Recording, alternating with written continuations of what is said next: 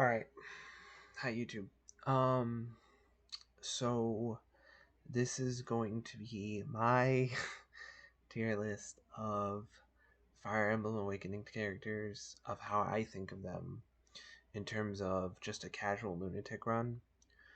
So the initial idea, and I'm a little bit pissed, so bear with me. So the initial idea was I was going to finish the game on Lunatic and then do this tier list. But my dad is being a fucking child, and because he couldn't get his show to work, he has shut off the internet completely. So my stream got canceled abruptly because fuck me, because it's all about him. So my stream got fucking canceled in the middle of, couldn't say anything, didn't even get a warning. So like my stream got canceled because he's a child, and if he can't watch his show, no one gets access to the internet. I have no internet right now. Period. The only reason why this is working is because I had this pulled up earlier. Um, so if I say something and it's incorrect, I'm sorry. I just don't have access to the internet, and I'm not doing this tonight because I plan to do this, and I'm not letting him be a fucking dickhole and ruin stuff I have planned again. Like he always like. Sorry, I'm I'm I'm just yeah. Anyway, so this tier list is going to be a casual lunatic run of Awakening. Like I'm not basing this on an LTC because I don't do LTCs, and I know majority of people don't. I'm not an LTCer. This tier list isn't about that. This is just about who I think is good in a casual lunatic run. I'm doing Lunatic because that's the one I streamed and was going to finish today, and Lunatic I feel is good difficulty to base a tier list off of because normal is a cakewalk. Normal is way too easy, and even hard mode you can make anyone good. And on Lunatic that still applies. Awakening is hard to rank characters for because basically everyone is at least decent. There's no character I would say that's like complete garbage. But I have the same rankings as my tier rank saga tier list: S, A, B, C, D, F. Same rules apply. S are carries. They're basically your best units. Can do a lot of solo stuff. A is really good. Basically staples. You'll probably field them almost every single time unless you need something specifically. B is good, but has like a flaw or two that kind of holds them back. C is like significant flaws.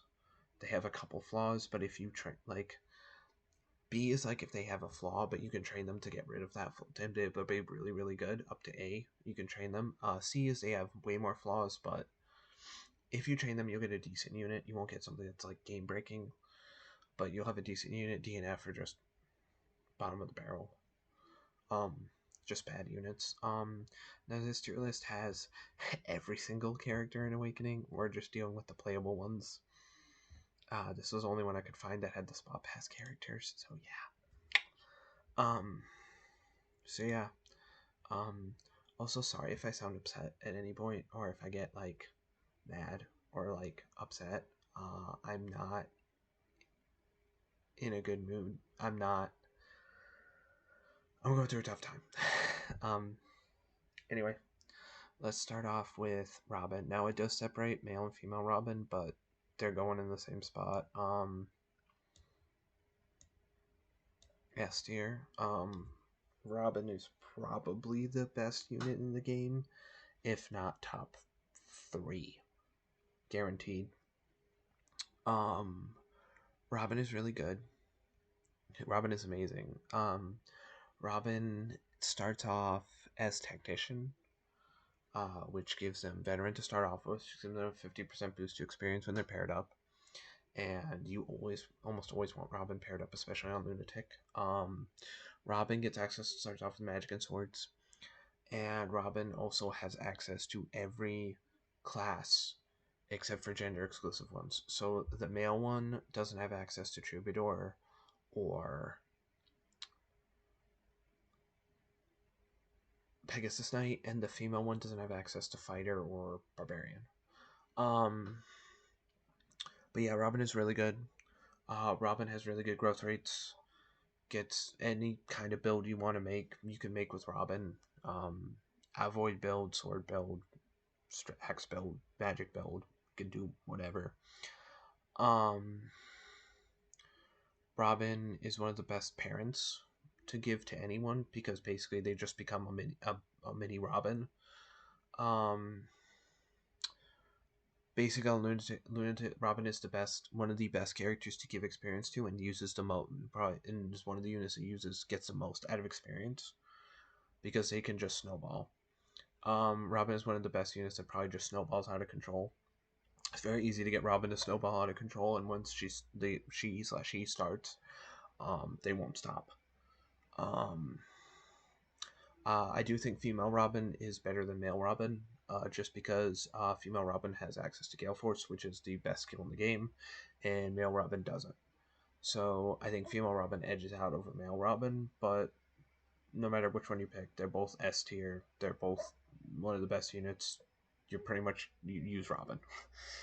um, yeah, Robin's really really good, and it's probably going to be the reason why you beat Lunatic. Um,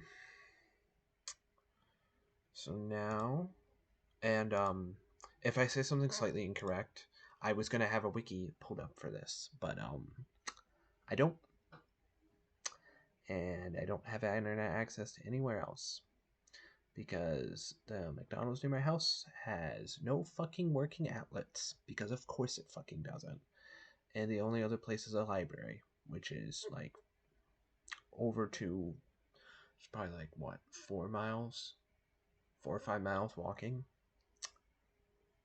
and it's gonna close soon anyway, so it's whatever. Okay. Anyway, next unit, Crom. Now, Crom, I'm iffy on.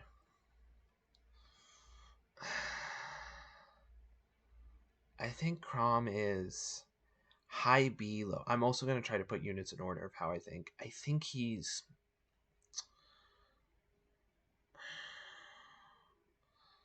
high B, low A. I don't really know where to place him yet. But Crom is pretty decent. On Lunatic, basically... on Lunatic, he is one of like a few units that doesn't just get bodied by the enemies in his starting chapter. He does join at the same time as Robin in chapter 1. Oh, sorry, in the prologue. Crom's pretty good. He is a lord, which means he has access. He can only use swords, and he also promotes to Great Lord, which uses swords and lances. He starts off with Dual Strike, which is a pretty decent skill to start off with. It makes it so that in pair ups, you have a 10% chance to have the Dual Strike happen more often. This is really good like early game, and it's pretty useful throughout the entire game. Because it'll make Crom and whoever he's paired up with Dual Strike a lot more than other units. Later on, this kind of like Dual Strike kind of falls off, but I think it's pretty good. He also gets. Oh yeah, I forgot to mention. Robin also has access to the Grandmaster class. Ignis, one of the best combat skills. Adds half your strength or magic to the other side, depending on what you're using. It's really good, and they get Rally Spectrum, which is the best rally skill. But so that just adds more to their thing. Crom has Great Lord, and then promoted to Great Lord, which gets Atlantic access, which gives him javelins. Um, he has he then will get Aether. He's one of only a few units that can get Aether. He's like one of usually 2 to 3 that will get Aether throughout the entire playthrough. Aether is really good. Its activation chance is kind of low. But the other good thing is that when he gets level 15, he gets Rightful King. which adds 10 raw percentage to his skill activation, which means the Aether will have around a 30% chance to activate by late game, like 25-30%, which is really good. Crom's reclasses, I'm going to mention reclasses because I feel like those are important for Lunatic because you want to get skills. They're Cavalier and Archer, which are okay. Cavalier is a pretty good one for him. You get some Aegis. You have bow and magic damage, which is great for Crom because he has low resistance. He gets Luna, which is kind of useless when he already has Aether. And he gets Dual Guard Plus, which kind of funnily works in Dual Strike Plus, so he becomes just a really good person to pair up with. Archer's less useful on him. Bowfair he's not really going to use unless he stays in Bow Knight. Bowbreaker is useful, and hit rate plus 20 is always useful.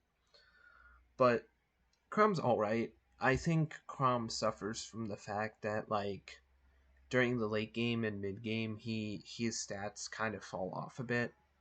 Especially if you do a pull a stupid like me and you make him a great knight, then he really struggles to do stuff, especially when the enemies get promoted. And it also sucks that for his kids, you can't choose what skill he passes down. He will always pass down a specific skill. To the males, he will always pass down Rightful King, and to the females, he will always pass down Aether. And that never changes, which is a little bit annoying. But overall, I think Crom's a pretty solid unit. He starts off good. He's probably your best thing for early game Wyverns. He's your best unit for early game Wyverns, which are a terror.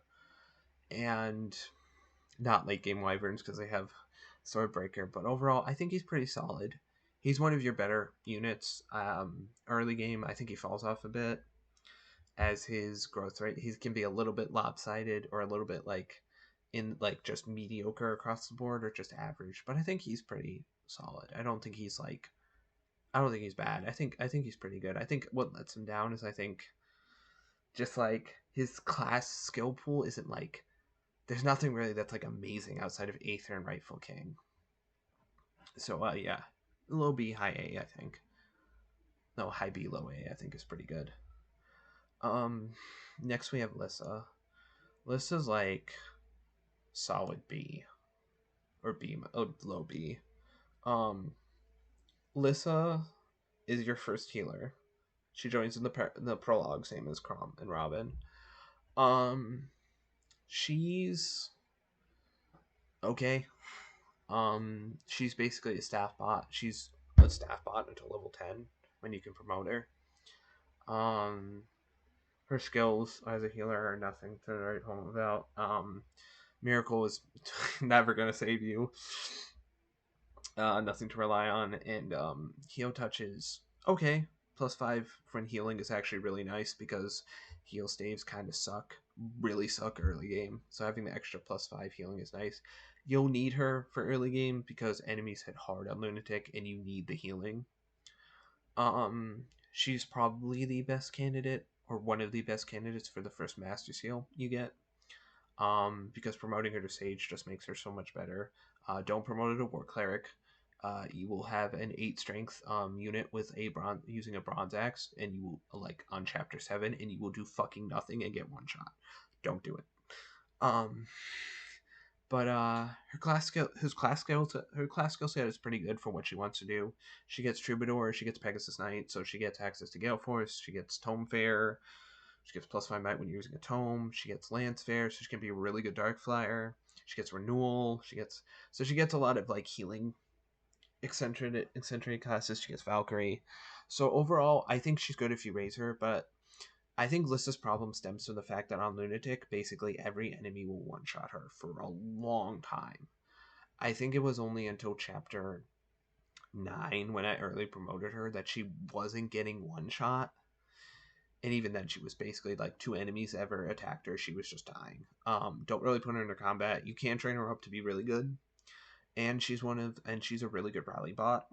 But I think she's pretty much just pure utility on Lunatic unless you grind her a lot, and then she can become a pretty good magic unit. But I think overall she's okay.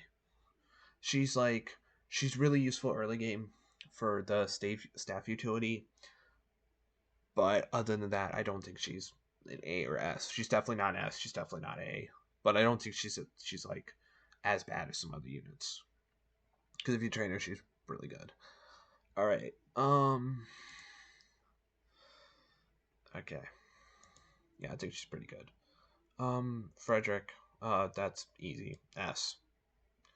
Um, Frederick, you need him on Lunatic. For preface that, but first, Frederick joins as a Great Knight in the prologue, same as Robin, Grom, Lissa. He joins with a Silver Lance and both Discipline and Outdoor Fighter. Outdoor Fighter is plus 10 hit and avoid when he's on a tile with no terrain effects, and Discipline is just double weapon experience. Frederick is easy S tier. On Lunatic, you need him early game. You're not gonna beat the game without Frederick. Frederick is your carry for the first like 5 chapters, 5 or so chapters. Yeah, 5 to 7 chapters. Yeah, he is his base stats are really good for his joint time. He has like 12 strength, 10 speed, like 12 strength. I think like 12 strength, 12 defense, something like that, and like 11 skill and like 10 speed. His stats are really good. His stats are terrible for his level as a level 1 promoted unit, but like for his joint time, they're really good.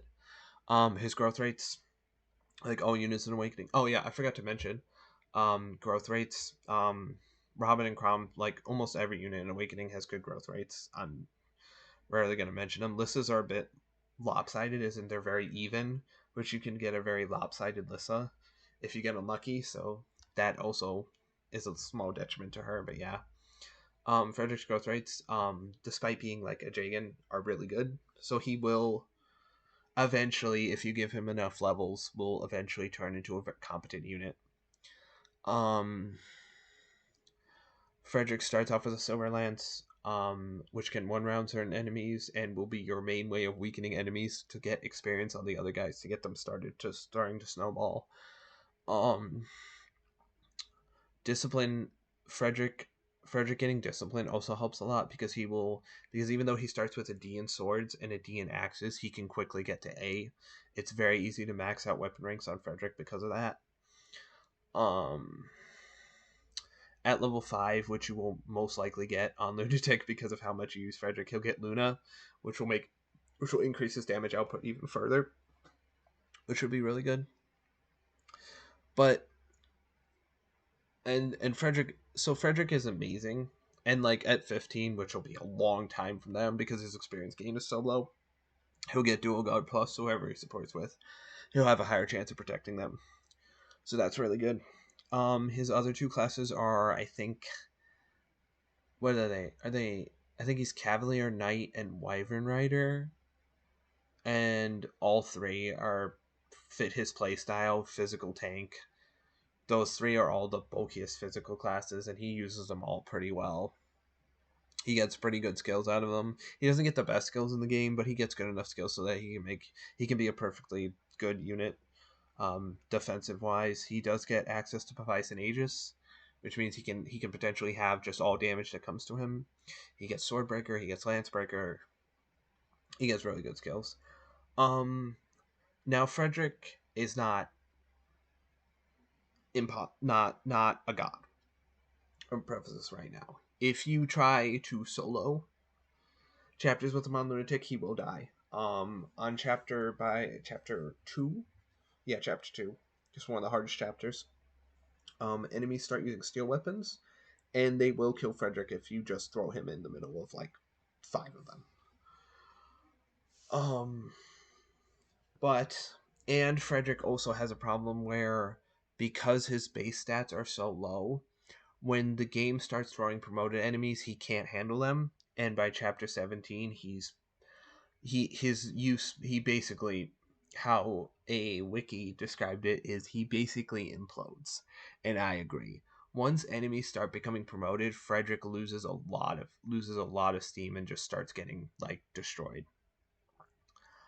Even at level 15, his low starting stats kind of make him just kind of meh. He's kind of like when he gets to another class, he basically has 20 in everything, which is not super great. It also doesn't help that Frederick isn't a great father. He's probably one of the worst dads, just because his modifiers usually go against a lot of other parents, and his class skill set he brings is not really that great. But and the skill set and like the kids who want someone physical like Frederick already have most of those classes, so he's just not really giving them much. But overall, even though he has all those negatives, he's S tier just because he's needed for Lunatic. Like you need to use him, and he's good. And then you just drop him when he runs out of viability for someone, and you just replace him with a kid character or someone who you've trained who's just better. But overall, I think I can't rate him S and be considered like an actual tier list for Lunatic because like you need Frederick. He's not like an S tier is like I would consider a unit you need to field for a specific for to get through specific parts of the game is S tier. Sully. Is Sully A?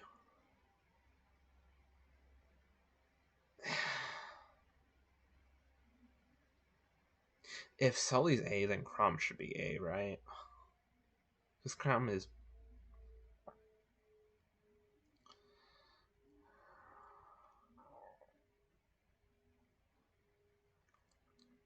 Nah, I'll put Sully in low A. Sully is low A. Sully is a cavalier who joins in chapter 1. Hold on, I'm gonna get some water because my throat hurts.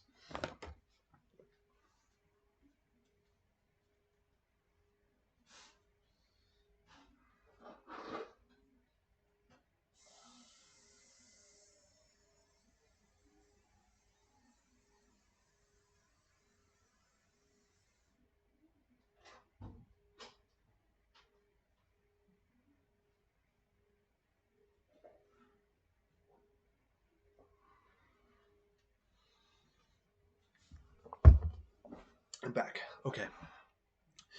Alright, so Sully is a cavalier who joins in chapter 1. Also, sorry for no music, I have no internet. I would have played music, but no internet. So yeah. Sully is a cavalier who joins in chapter 1. Um her stats are pretty decent. I think she starts with like 8 speed or something and like 6 strength. She's like 6 strength, 8 speed, like 6 defense. Pretty decent bases. She does get one rounded by some enemies on Lunatic, but as you'll see, a reoccurring trend on Lunatic, that's for a lot of units. So that's not really going to be put. So that's not. I'm not going to really like put that super against other like most characters. But anyway, it's Lunatic. Basically everyone not named Robin, Frederick, and Crom get one rounded for the most part. The starting chapters, but anyway, for the most part. But yeah. Anyway, Sully. Sully starts on Cavalier, so she starts off with Discipline. She unfortunately starts off with with E in both weapon ranks and Bronze Lance, which really sucks because a lot of the early game enemies are predominantly axe users, and starting off with a lance is not good. Um, but Sully's an A tier because, and Sully also doesn't have access to Mercenary or Pegasus Knight, so she doesn't get Soul, Armstrift, or Gale Force, which sucks. But the reason why Sully is an A is despite that, Sully is still one of the better units just because of her early join time and I think her stats and growth rate. Sully is one of 2 early game Cavaliers, and she is the speed oriented one. And more often than her growth rates are actually pretty good. She'll usually get some speed. She'll usually get speed and attack early, and she'll start becoming less of a like start doubling and avoiding being doubled. Um, she has access to really good classes.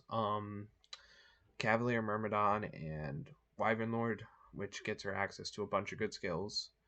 Assassin's kind of meh on her. I mean, Pass is alright, but that's just niche. But she gets access to Swordfair, Luna, Aegis, Swordbreaker, Lancebreaker. I would say it's slightly worse than Knight, just in terms of like physical classes, but Myrmidon is really good class to be in. She also gets Avoid plus 10 advantage if you want to get that advantage. Is really good. Um, I'd say Sully's main problems stem from like the fact that like if she doesn't grow well, you're probably not using her, which kind of sucks. And the fact that Sully has a problem with Sully has a lack of the best skills, which kind of sucks. But I think Sully's also one of the easiest characters to marry because she's just there from the beginning. So she's one of the easiest characters to get married with Crom or Robin if you want to just quickly get the pair up bonuses up, which is really important in Lunatic. You want characters to be paired up and quickly get to like as high a support as they can to get the avoid and all that. Um and I think she does that pretty well, and I think she's a pretty good combat unit. I do think she falls off a bit late game just because of not having Soul or Arms Thrift or Gale Force or like something like those like really good skills. But I think overall she's a good unit. She's a good combat unit and one of your better units. I wouldn't say she's the best. I'd say she's low A. But I do think she turns out on. I do think she turns into a pretty decent unit. Is a pretty solid unit to use. Um, I'm I'm I'm stuck between putting her in high B or low A, but I think I'll put her in low A for right now because I don't because I think her and Crom are relatively the same, but I don't really know where to put them. All right, Virion. C. I don't like Virion. I don't. Actually, I might put him in D. I might put Virion in D. Honestly, Virion has a lot of problems, especially on Lunatic. So Virion joins in Chapter 1 as the only archer you get outside of a kid character. And he's pretty bad. Archers are in a really bad spot in Awakening. Bows kind of suck. No enemy phase really fucking sucks on Lunatic because you want to get rid of because enemies will crash into you constantly. Like you're very like Lunatic is very basically early game. It's very much playing passive and having them crash into you, and Virion does absolutely horrendous at that. Unlike all the other previous units who benefit from the enemy crashing into them and getting experience. Which, by the way, another point for Sully and why I think putting her in A is fine. She's one of the easier units to give experience to, along with Crom, which might mean I put Crom in A, but I don't know. Virion, he has no enemy phase, which really sucks on Lunatic because a lot of your early game experience is enemies crashing into you because you can't really take them on without Frederick weakening them. So yeah, I think. And the other thing is archers just suck in general. And like that. So I can't speak anymore. So not having that enemy phase really fucking sucks. And it's a problem throughout the run. Like you never really want to use bows in Lunatic unless you can one shot a flyer. And even then you don't want to have the bow equipped.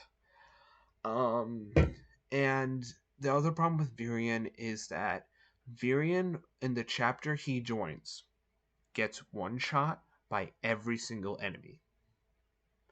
Every single one shots him. Every single enemy outspeeds and doubles and one shots him because his base speed is so low. So you can't even use him to bait the other archer because the other archer doubles him and one shots him because he starts with 20 HP.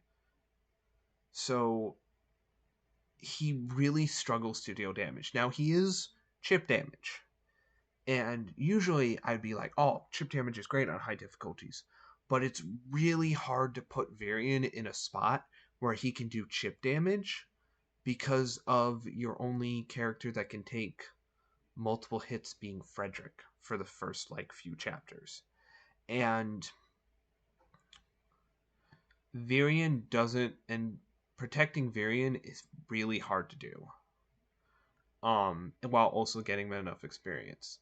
Now, I've heard getting him to level 10 and turning him into a Wyvern Rider makes him a pretty good unit. But that applies to basically every unit in Awakening. If you get them to level 10 and class switch them, they turn out amazing. That's basically every unit in the game not named Church. So, yeah, and I think like he takes so much experience, like he takes so much, like Varian is never really killing anything, and it takes so much chip experience to get him a level and he needs like certain stats to even just become like a unit, like not just like complete fodder. And I think that really hurts him. I think being an archer is just also terrible in this game. Now he does start, and he also starts with probably the most useless skill as the entire group so far, skill +2. Like that does fucking shit all. For Varian especially. Now Varian does come with an elixir, which is the most useful thing that does. But and he does have access to Mage and Wyvern Rider. Mage is useless on him. Like Mage doesn't help him except for giving him Life Taker. And that's another thing with Varian. His classes don't merge well together. An important thing about having a good character as well is your secondary classes have to merge well together, like work together. And Varians are very disconnected. It's basically like three. It's Archer, Mage, and Wyvern Rider, and those three don't go well together. Archer, he can only use bows in 2 of his classes. Wyvern Rider, and it's more meant for like using exclusively bows and specializing in bows. So basically, Archer revolves entirely around bows. Wyvern Rider is a tanky physical class revolving around using a bunch of different weapon types and avoiding physical weapons. And Mage is all about doing high magic damage. These classes don't mesh well together. So if you reclass him, he's gonna have to like restart, and it just doesn't work well together. Varian is one of the few units that I think that is like legitimately just not very good at Awakening. And I think he suffers a lot in Lunatic, and he's very hard to use. And it's not really worth it to use him. I think if you put in the time and you really like Varian, I say use him because like you can use everyone at Awakening. But I think he's one of the worst units in the game, just straight up. And I think he's not very good, even though he seems good with chip damage. It's just not good. All right, next is Stall. Stall is Stall is the second Cavalier you get. He joins in Chapter 2 with a bronze sword. He is the more bulky and stronger of the two. He's the more bulky and stronger of the 2 Cavaliers between him and Sully. But while I put Sully in A, and I think she's one of the better units, Stall I put in C because Stall suffers a lot from his growth rates and his bases. Stall comes in with E in both swords and lances, with a little bit of weapon experience in between, and a bronze sword. And Stall's stats are unfortunate. He does have higher defense and strength than Sully. But that comes at the cost of speed and resistance, and his growth rates further further hurt him in that regard. Stall will usually gain strength, skill, HP, and defense, more than often, and he will struggle with speed and resistance the whole game, which is really bad on Lunatic when you do not want to be doubled in any situation. Being doubled on Lunatic is a death sentence. Like you just don't want to be doubled. And Stall does not have the speed to get up to the point where he's not getting doubled, which is really unfortunate. And his high defense doesn't help him. More often than not, he will have less durability than Sully because Sully will get hit once while he will get hit twice. So he will more often than not take more damage, if not get outright killed in situations where Sully doesn't, especially in his starting chapter. And I believe he has the same class set as Sully. I think he has the exact same class set as Sully. I might be wrong. Again, don't have internet. But I believe he has the same class set as Sully. Which is good. That class set is good. Gets him Swordfarer, Lancebreaker, Swordbreaker, and I think with training, he does turn into a pretty competent unit. I've used him on hard mode, and he turns into a really good physical tank. But on Lunatic, it's just not worth it, in my opinion. Just because, like, you need speed and defense. You can't just go with defense on Lunatic because you're just going to get doubled, and enemies hit hard on Lunatic. They hit fucking hard. So you're just going to be really in trouble with getting doubled. And I think he just kind of suffers. I think he's just a really worse version of Sully, and he's not super great.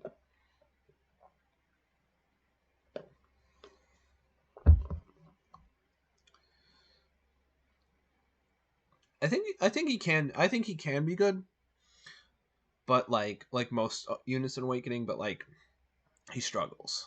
Next is Vake. Vake is B, high B. Vake is in a weird spot in Lunatic. He is the only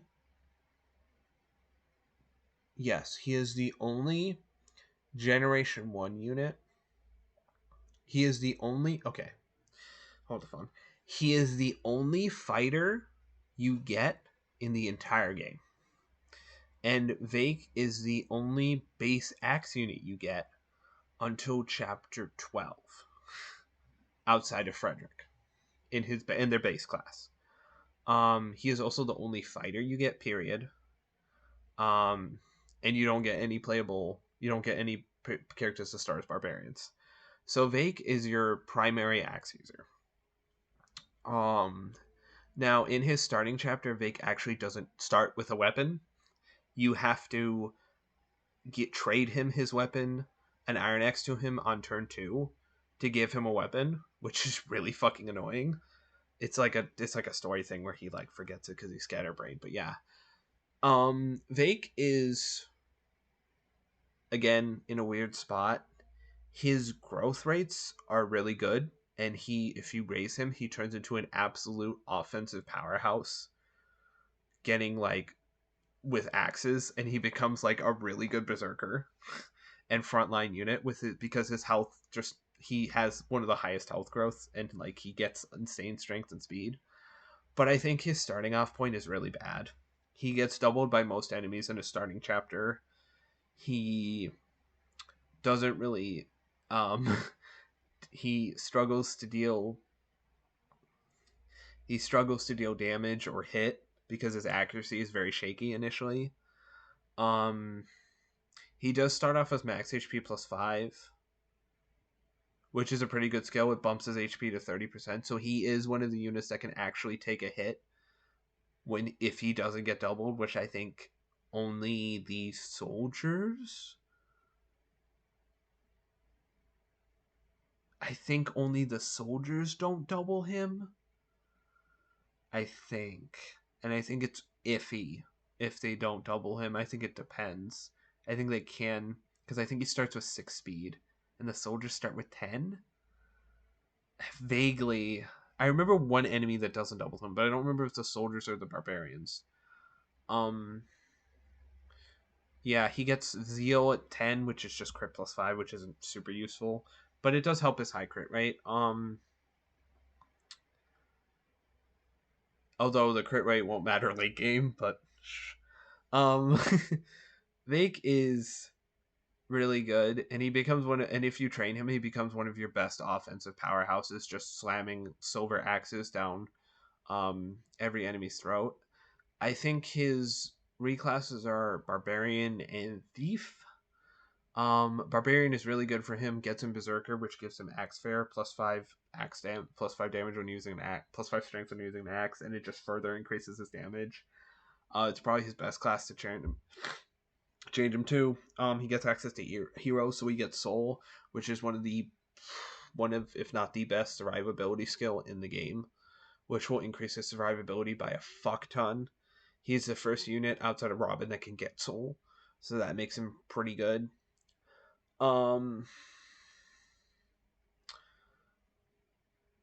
I think he's one of the better dads because he gives a fuck ton of strength and skill and speed. So he makes a lot of his kids offensive powerhouses. He will not pass fighter or barbarian. They will instead switch to like troubadour and like cleric, which is unfortunate that he doesn't give Pegasus Knight, which really sucks. But overall, he's a really solid unit. I think he's held back by the fact that he's hard to it's a little bit tricky to train him, and I think overall his starting chapter he kind of suffers. But you know what? I'm gonna put him in low A. I think he actually might be better than Sully. No, nah, he's not as good as Sully, but I think he's definitely in low A. I didn't use him in my playthrough, but I think he's really good if you can train him, and he becomes pretty good.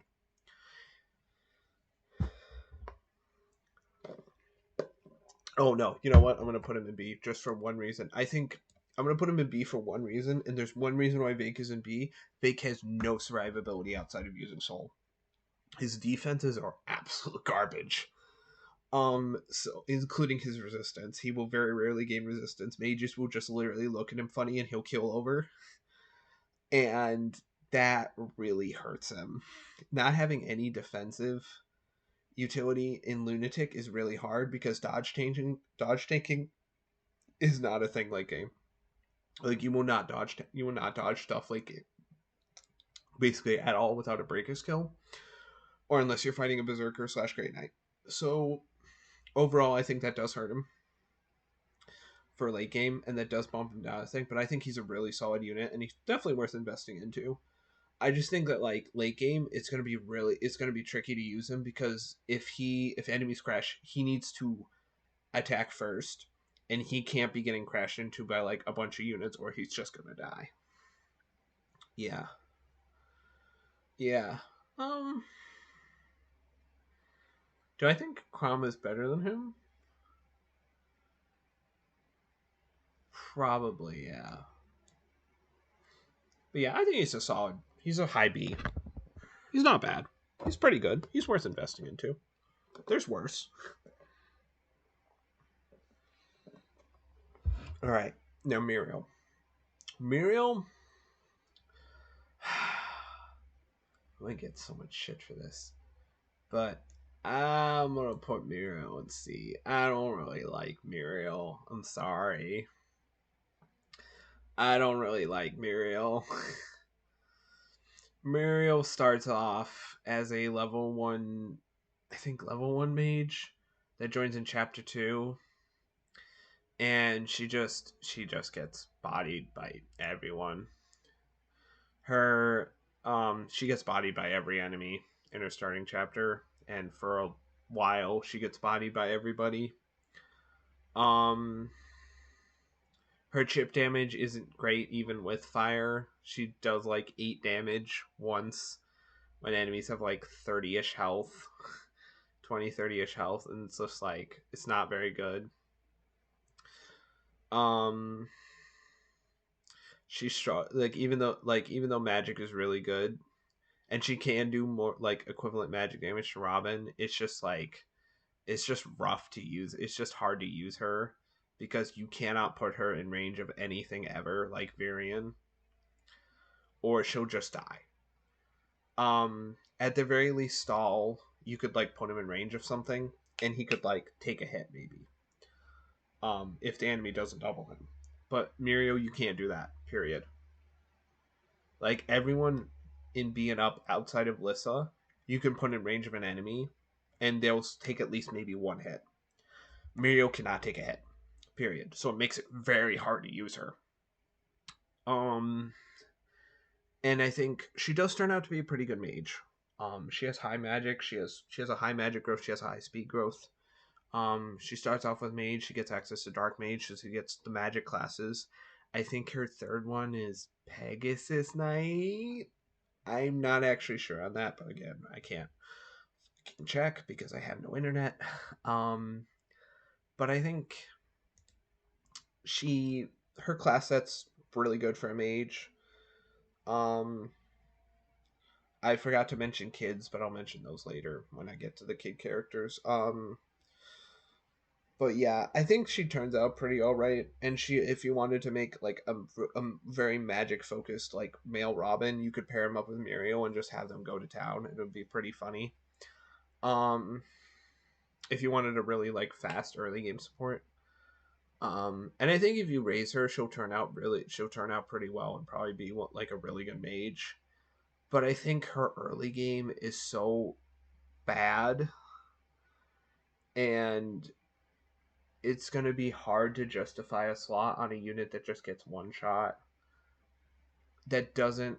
Now, there is one unit that gets one shot that I do use and I do like, but that's a guilty pleasure of mine, and I will readily admit I'm biased against them for them, but I don't know. I've never really been a fan of Muriel. She is voiced by the same voice actress as Edelgard and another character in this game named Flavia, which I didn't know because I never use Muriel. But yeah, I think Muriel is C. I think in Lunatic she just suffers from the fact that she just gets one shot by everything, like a lot of other units, and I feel like she's not immediately in a class that's like super duper amazing.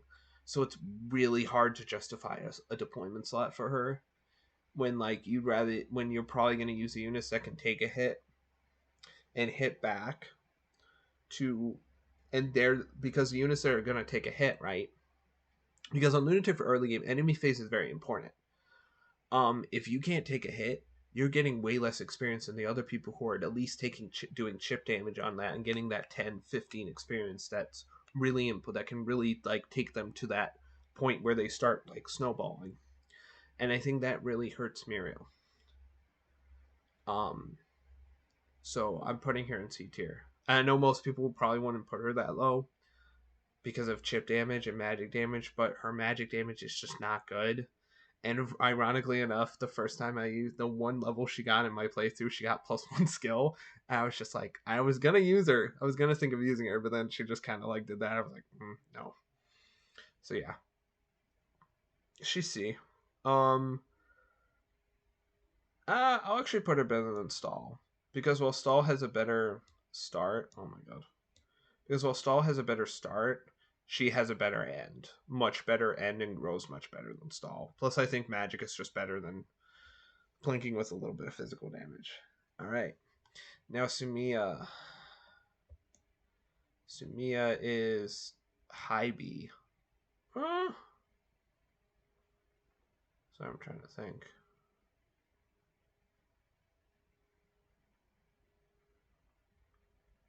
I'll put her in low A.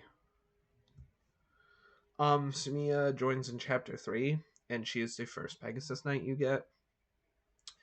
Sumiya is pretty good. First flyer. Flyers are pretty good. She has high move. She can get units to other places very quick. her base skill and speed are really fucking high at 12. So she won't really ever have, so she won't be getting doubled by like anything. And her speed growth is really good, so she'll basically never get doubled. Sumiya has access to Knight and Cleric as her secondary classes, while Cleric is kind of meh. The promotions for War Cleric and Sage are pretty decent for her. Being a Pegasus Knight, she gets access to the best skill in the game, Gale Force, which is really, really, really fucking nice. Although it's a little bit tricky to get it on her, especially on Lunatic. But um, Sumiya also has access to General and Great Knight, and it is very funny making her a general and having a very fast general that actually kind of semi decently hits hard, which I did, and it was a meme. I think Sumiya suffers though from her low strength and defense, which makes her combat really, really shaky. And her somewhat low growth in these areas does not help her combat get much better. Sumiya's combat is never great. I think it's decent, and the energy drop I gave her helped a fuck ton. But even with the energy drop, her combat was a little bit of a struggle. She struggled to kill enemies, and I think that's just Sumiya in general. Sumiya just kind of struggles at combat, which sucks. But she makes up for it in utility. She's one of the best utility units in the fact that like she, like Lissa, can get 5 rally skills, so she can become a really good rally unit. She has access to Falcon Knight, which means she can rescue as a flyer, which is really useful in utility because you can drag someone over and then less like can drag a unit over like 8 spaces, which is really nice. Um I wouldn't recommend making her a Dark Flyer initially just to get Gale Force because she does not do well. Her combat will be absolute garbage for like until like level 11, and then at that point it's just not worth it. Definitely make her a Falcon Knight first to get her that strength and defense she needs. But yeah, I initially was going to put Sumiya in B, but I think just because of her utility and the fact that like she does have access to the best skill in the game, and she does have access to Pegasus Knight and good youth and class sets that like, while kind of seem weird, do work really well together. Surprisingly enough, I think she's low A. I don't think she's high A. She's definitely not S. She's definitely not like high A, and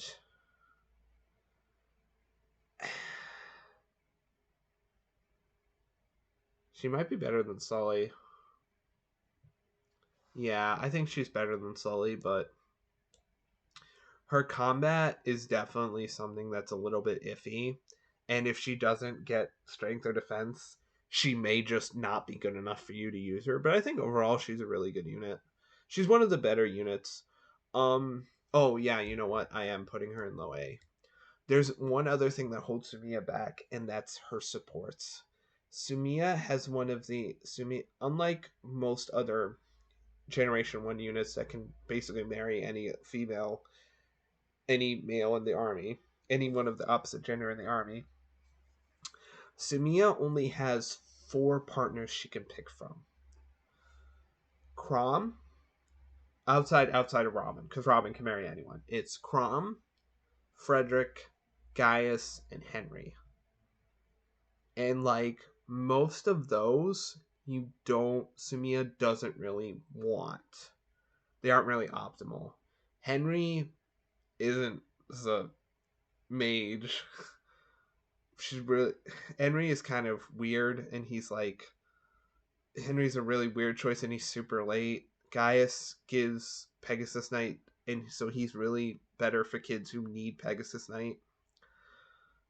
Frederick kind of just negates all the stat caps that Sumiya gives to a kid, and he gives her like no new classes because they share like most of the classes. And Crom is like, I think the canon one, which is funny, but also like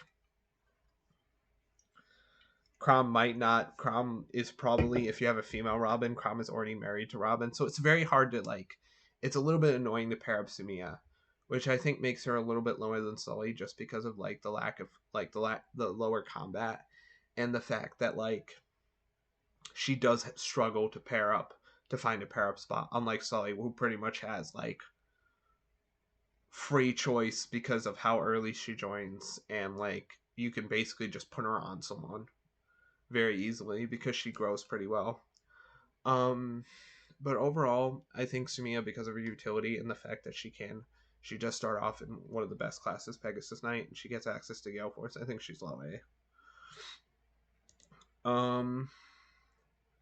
Yeah. Can you tell I play this game a lot? Oh, um, Pegasus Knight skills. Pegasus Knight, she starts with speed +2. That's nice. It makes it so that she further can never really get doubled, and later on she gets relief. Relief is, eh. Relief is not great on Lunatic. You basically don't want to have your army split up really ever, unless you're just speeding, unless you're trying to like quickly get through maps. And Sumia isn't really good enough at combat to be alone to have relief proc often. So yeah, that's just not good. But yeah, overall, she's a pretty good unit. A tier, definite A tier. Kellum, man, I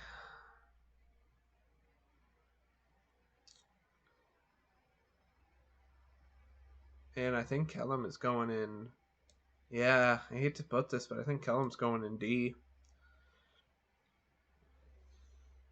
Kellum, the tank that gets one routed at his starting chapter. Do you see a trend here? Kellum is the only armor knight you get in the game. Outside of Shodan, he is the only armor knight you get in the game. The base armor knight.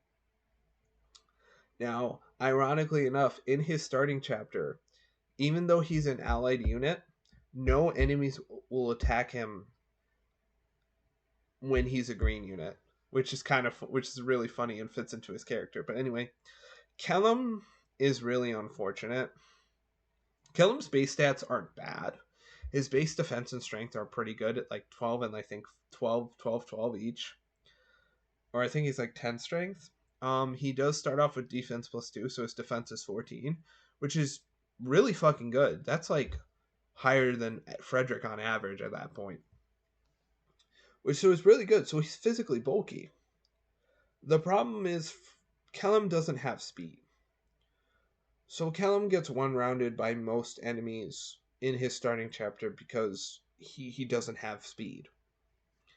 And that's a problem that plagues Kellum for a while. Now, Kellum does have really good bulk and good growth rates. And he does get access to General and Great Knight from his promotion. So he will get Luna, he will get Pavice, and Dual Guard Plus. But the other problem with Kellum is that his class sets, his reclasses, are Thief and Priest, which are very utility focused, which really sucks. Thief basically turns him from a physical wall into a dodge tank, and it's not great. Thief is one of those classes that's really weird. It's the class itself is pretty good to just go into because of lock, touch, and movement +1. But its promotions are kind of not great. Trickster is a very utility-driven class and is pretty bad. You never really want to stay in it, and its skills are kind of meh. And Assassin is just a very dodge tank hyper-focused, a hyper-focused on speed and skill. And dodge tanking isn't really a thing you can do on Lunatic because of how every enemy starts having +20 hit forged in their weapons, and then another +20 hit, +10 hit with skills. So it's very hard to So it's basically impossible to dodge tank, and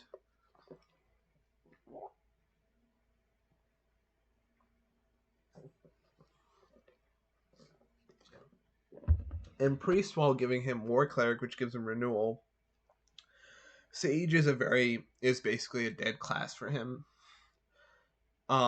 He doesn't have the magic to pull it off, and all you got is tomes and healing, and he just doesn't have the stats to pull it off. Kellum is very weird. He wants to be a physical tank, but like on Lunatic, he just gets doubled by everything, and then you'd have to reclass him to get him speed to not be doubled. And then he just kind of turns into this mediocre unit that kind of doesn't really do much and just has utility stuff. And like he just kind of suffers. The best use for Kellum is unfortunately just a para bot because his para bonuses give strength and defense, which is really nice on Lunatic to help survive hits, help take one hit and then get that chip experience. But the fact that like he's only being used as like a para bot, I think makes him not a very good unit on Lunatic. I think he's one of the worst units on Lunatic just because his best use is as a static pair up that very rarely will jab with an Iron Lance dealing 8 damage and then just sit there the rest of the time. And maybe once in a blue moon protect a unit you're actually using from taking a hit. But yeah, I think he's better than Virion, but I think Kellum really suffers from Lunatic just having such high stats that he just can't tank. And late game, being super physically bulky is nice, but like his like he just only has General and Great Knight to do that. He doesn't have another class he can pull skills from, and it's going to be a pain in the ass to get skills in his other classes. So it's just rough to use him. I think he's one of the worse units. He's not really worth investing into or putting the slot into. Donald. Donald, I'm gonna get a lot of shit for putting this, but I'm putting Donnie in B. Donald is perhaps Donnie is a funny unit to me. I will admit I'm biased against this, but hear me out. Donald starts off, joins in Paralog 1 as also Kellum joins in the same chapter as Sumia. So yeah. Donald joins as the only villager. His base stats are absolute garbage. He joins in Paralog 1. And to keep him after Paralog 1, you have to level him up, which is extremely easy. It's not even hard. You just have him get archers. You can surround an archer and have him just like poke it like several times and he'll get to level 1 to level 2. Now, and he starts. So Donnie has Donnie has terrible base stats and starts with 8 rank lances. So you might be thinking, oh, what's the point of this unit? He's the worst unit in the game. Well, Donald has the unique trait of having aptitude to start off with, which adds 20% to every single one of his growth rates. This makes his growth rates absolutely fucking insane. It will make it so that like every level he basically will get perfect level ups or near enough. This will quickly Donald is perhaps one of the best units to give experience to just because of how quickly Donald will snowball. Once Donald gets to level 10, you can give him the first second seal, which he's one of the best units to give it to. Outside of like Robin. Or in like one other unit that we'll talk about later. Some other units we'll talk about later. And once you make him a mercenary, he's good to go. He's one of your best units. Once you get him to level 10 and make him a mercenary, he is one of your best units hands down. He will just continue to snowball. He'll get arms thrift, and because of his insane luck stat and 100% luck growth, he will save you a shit ton of money on weapon uses. He gets access to Hero, which gets him Soul, which is the best survivability skill in the game. He has access to Bow Knight, which isn't as great, but he can get Bowbreaker. Hero can give him Axe Breaker, so he can just fuck over warriors, which are one of the most annoying enemy classes in the game. His only other, he doesn't have many promoted classes. He only has warrior, hero, and bow knight. But really, that's all he needs. He doesn't really need any other classes. It gives him basically all the skills he would need. As a level 15 villager, he does get underdog, which is a really good skill. That gives him plus 15 hit and avoid on enemies who are higher level than him. But it's not really worth it on Lunatic to have him wait an extra 5 levels. It's just the best option to just make him a mercenary immediately. Donald will be one of your best combat units if you put the time into him. But to get that, you have to struggle with base Dottie. And trying to get Donald to that level 10 point is hard. It's tricky. But I think overall, and I think that definitely doesn't make him an S tier or an A tier unit. But I think because of that rough start, but I think the fact that he can just, once he hits level 10, you give him that second seal and he just becomes that powerhouse. And the fact that, like, he is one of the best parents because he gives mercenary and he gives Pegasus Knight to female kids that don't get it. And he can pass down aptitude, instantly making any kid a god on the battlefield. Like, instantly making any kid character the best character, one of the best characters in the game. I think he's B tier. I think he's definitely worth putting time into. But if you're trying to get through the game fast, or if you don't think he's worth it, he's gonna be he's gonna be just like a toss aside unit. But I think overall he's one of the better units. He's one of the best units to just put experience into because he gets so much out of it. Plus he is plus he is the most likely unit to cap things without doing any sort of grinding with DLC.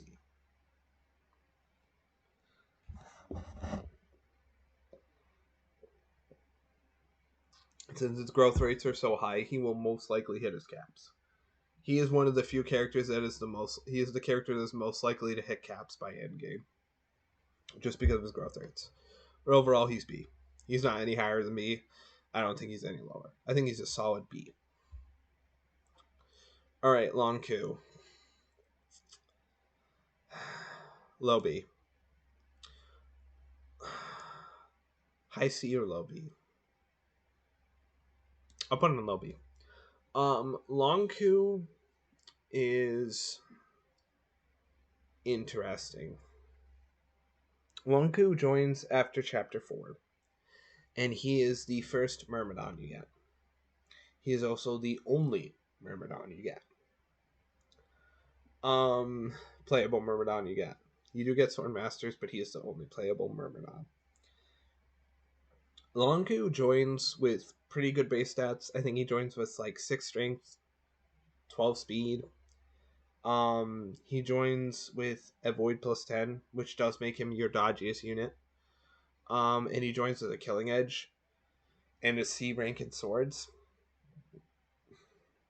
Long Q is pretty essential in the early game to deal with the sheer amount of axe users, because he is one of the few units, he is basically the only unit that will be able to dodge them reliably, because he is the only unit that they will have less than 50% hit on him. So I think, or they will have like 50% hit or lower on him, it means he can actually dodge. The Killing Edge helps a lot because he can get crits and he'll basically one-shot or almost one-shot enemies. And he'll double base, and he won't get doubled, which is really nice. So he's one of the few units that doesn't get like just one shot.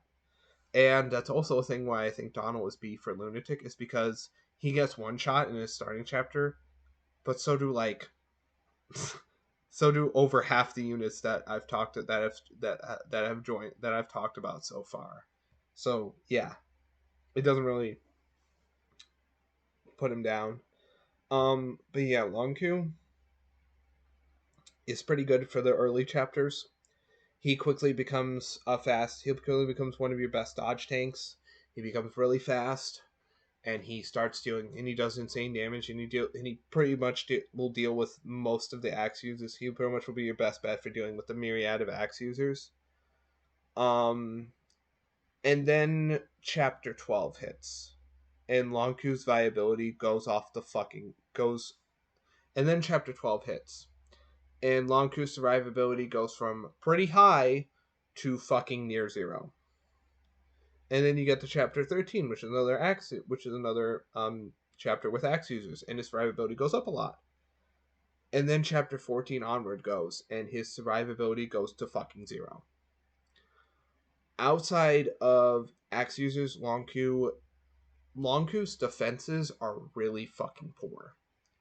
Lonku is a dodge tank. Lonku is a dodge tank. And dodge tanks don't work on Lunatic. Because enemies have such a high hit rate for mid and late game that dodge tanking doesn't work. You're not going to dodge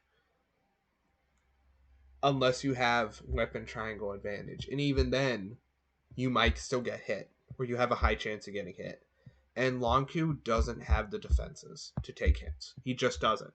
He will die in 2 hits from basically every enemy in the game. No matter what level he's at, where he is at in the game, he will basically get 2 to 1 shot.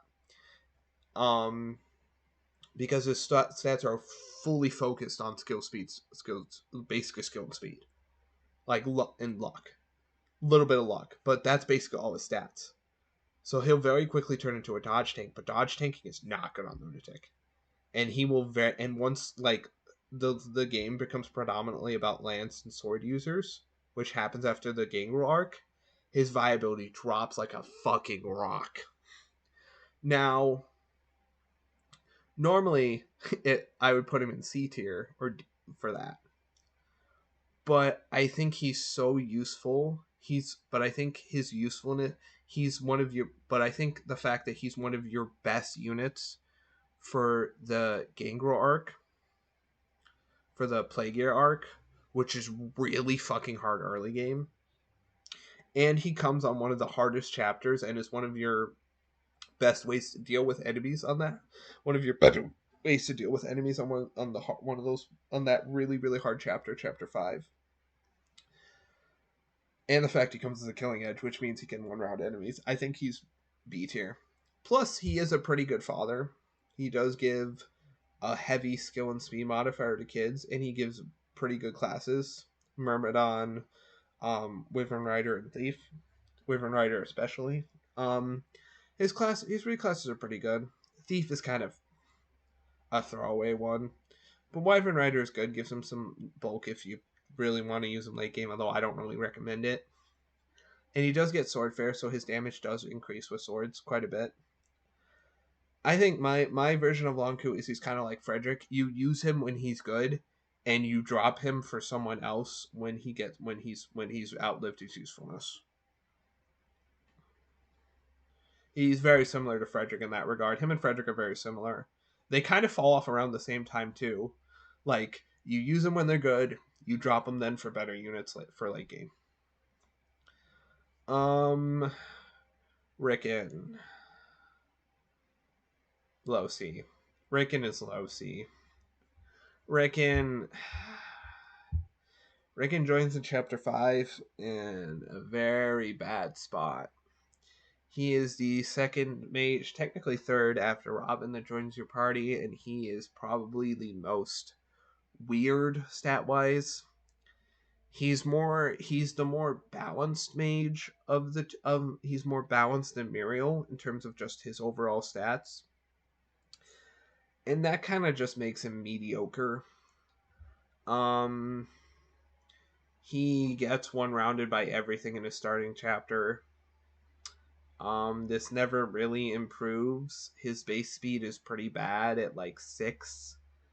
And unless he gets lucky with his speed growth, he will very quickly get outdoubled by everything. His magic damage isn't bad. He starts with an Elwyn Tome, which does help against the Wyverns. which you will need to probably use because the wyverns are a huge problem on this chapter. On this starting chapter. Um, but the main problem with Rickon is that to even really keep him alive, you need to rescue him. And if you don't have the rescue staff, he's basically just dead on arrival. And I think overall he's just kind of meh.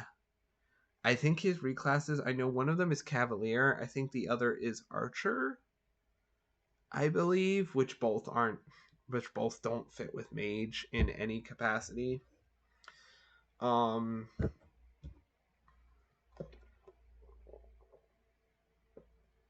if you like, he does make a pretty decent great Dark Knight if you trade him, and he does get access to Tome Fair and Life Taker, which are both really good skills for his Mage class. But his other classes don't really use magic, so it kind of is really weird.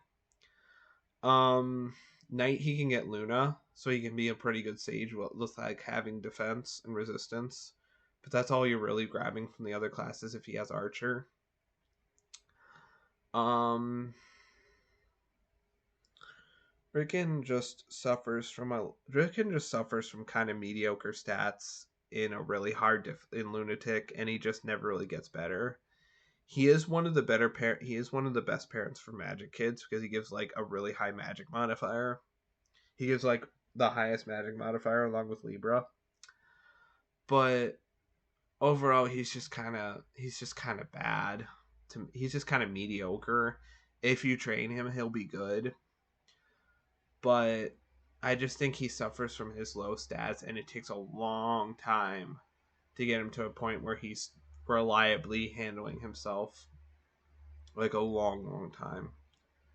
And it's just kind of like not really with the slots. I used him in my Lunatic playthrough, and he died to a Stray Wyvern getting doubled because he just didn't gain speed for like 3 levels. And I was just like, fuck it. I don't care. So yeah, he's C. He's probably low C. He's like low C. I think he's like definitely not as good as Stall or Muriel. But yeah. Mirabelle, I mean B. She's the only troubadour you get in the game. She starts off, she comes with a Mend Staff, which is really nice because healing has kind of like been a struggle so far, so Mend is really nice. Mirabelle has the same problem as Rickon, where if you don't rescue her, she's basically fucking dead, and her durability is non-existent, physical wise and magic wise, pretty much at that point. So she will just get fucking bodied. Her physical bulk is non-existent. She comes with 18 HP at a time, where like enemies are doing like 20, 30 damage. So yeah, she just dies. Um, she she's arguably the same as Alyssa. She has access to the exact same classes. She just starts off in Troubadour instead of Cleric. They're both pretty decent healers. They both have similar caps. They have the same classes. They'll both turn out roughly the same. I think she has slightly higher resistance and luck, while Lissa's more. She has like higher magic luck resistance, while Lissa is more focused on the physical side. She has higher strength, HP, defense. Although the HP cap turns out to be the same regardless. She's a healer. If you don't like how your Lissa is starting out, you can replace her with Mirabelle, and she'll basically accomplish the same thing. Or if you're turning out unlucky with Lissa, Mirabelle has a higher magic growth, so more often than not, she will turn out to be a better healer on average, unless you get very lucky with Lissa. She's basically a staff bot until she promotes, and then she turns into a pretty decent combat unit / staff utility, but you never really want to put her into combat because she'll get one shot by most enemies, unless they're a mage. Overall, she's just a staff bot for the most part. You use her to heal early game when you need it. You probably, you just use her for staves for most of the game, and then you either drop her when you don't need the healing anymore, or you keep her throughout the entire game. It doesn't matter. She's B tier. She's just a staff bot. She's not really anything special.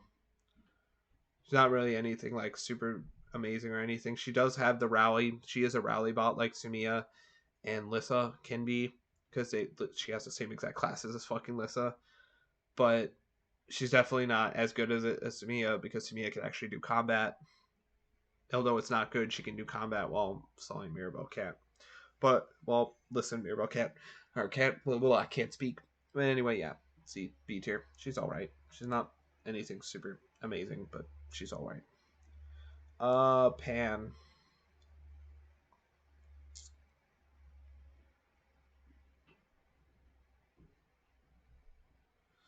Uh,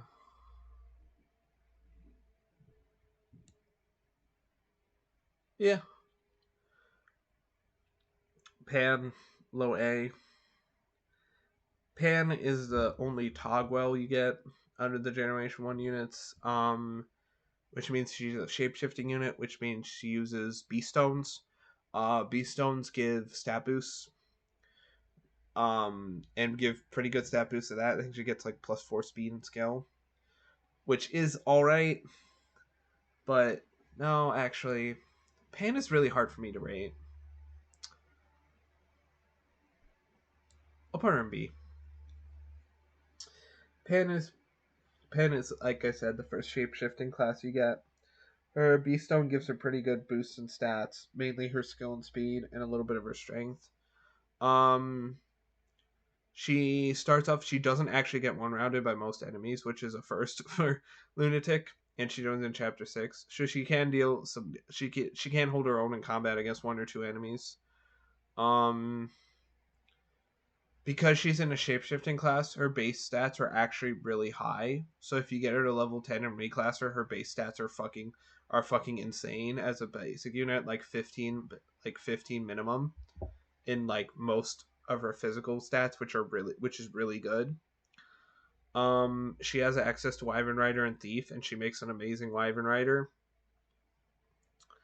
Boasting really high stats and becoming really good. Her growth rates are really good. Skill, high speed. Like most units in Awakening, her growth rates are really good. Outside, not many units have like I'd say bad growth rates, but yeah, her growth rates are really good. She also has Thief, which is kind of nah. It's just used to get the utility skills like movement +1 and acrobats, and then you just keep her. You just turn it back to like a Tagwell or like a Wyvern Rider. Um, she will as Wyvern Rider should get access to Swordbreaker and Lancebreaker, which helps her negate her Beast Killer weakness because she's considered a horse unit no matter what class she's in because of being a Tagwell. So she's always weak to Beast Killers, which kind of sucks. Um,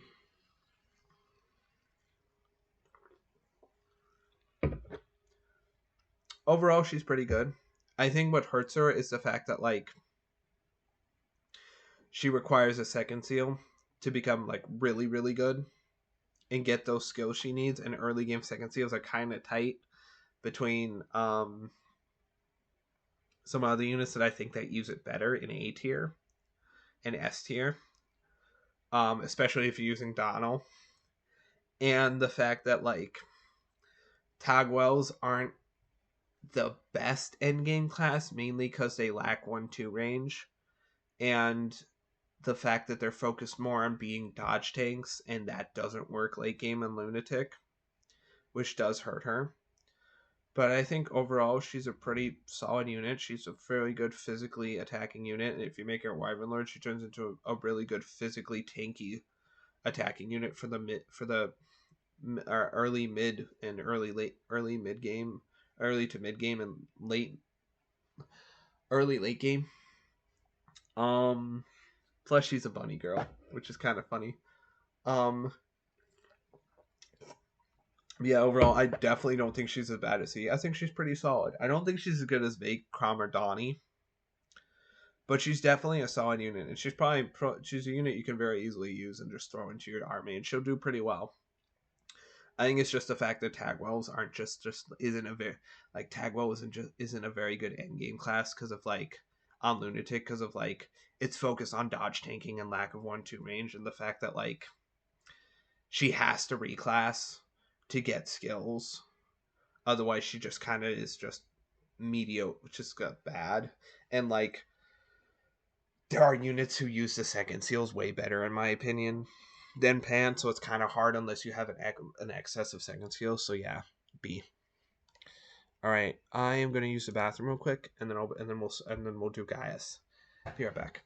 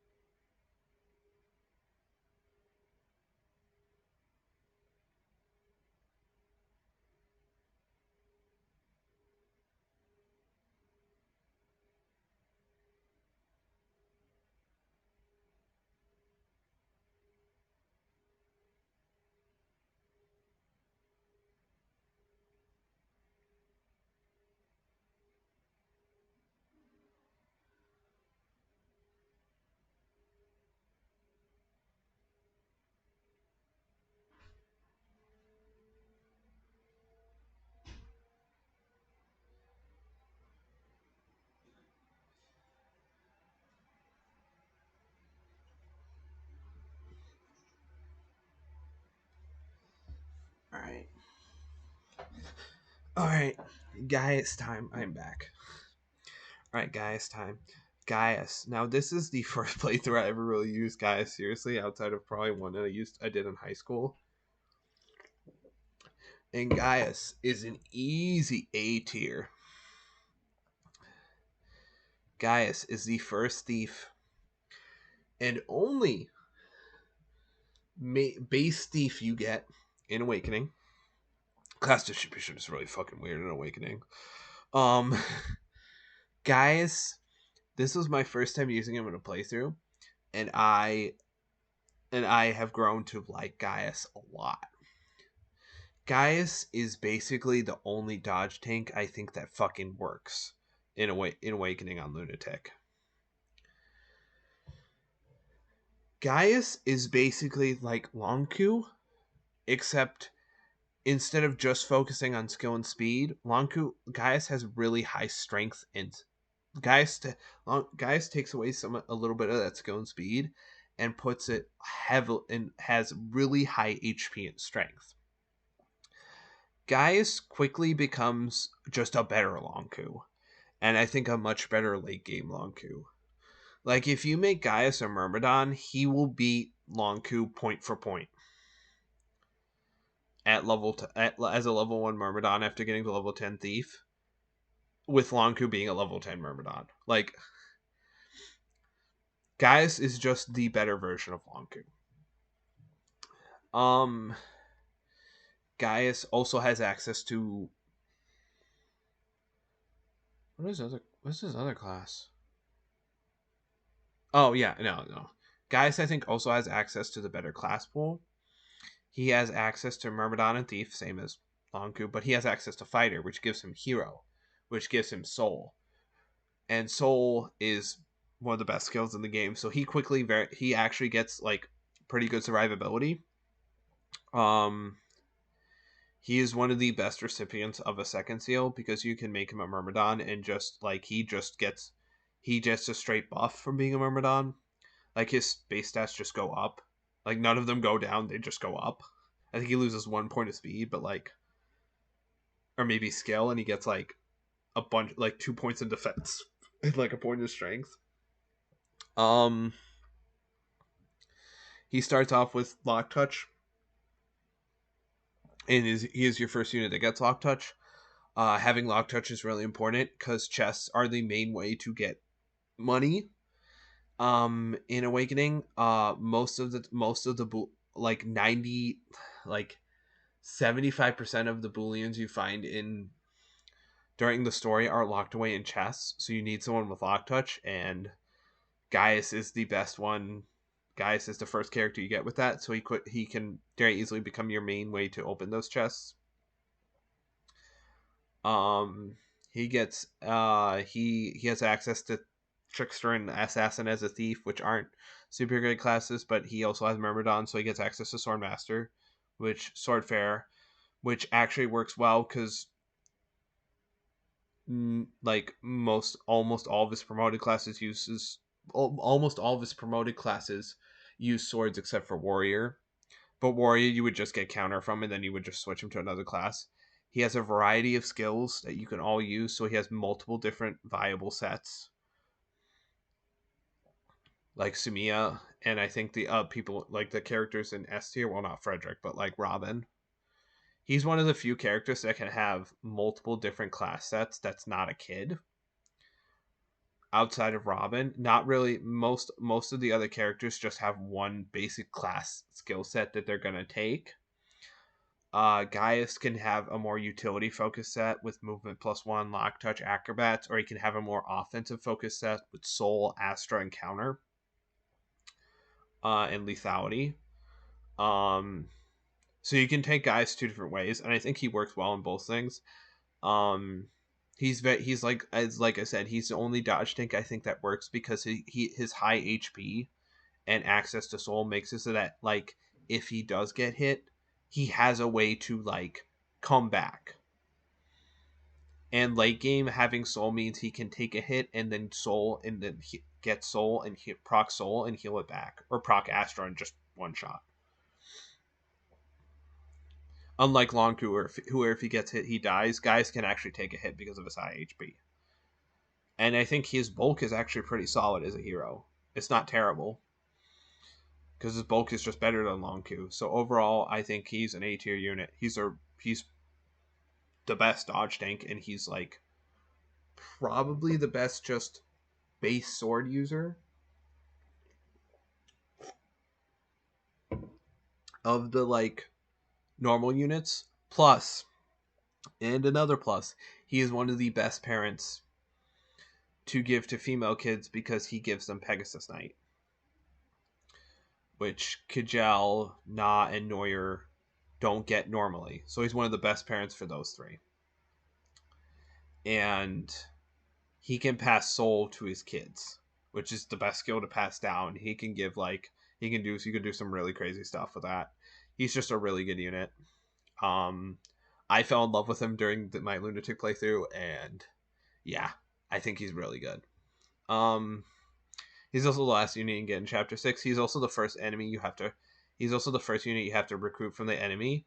So if you don't get the hint that you have to talk to him with Crom, you can just straight up kill him and then never get him. It's kind of sad, but yeah, I like Gaius.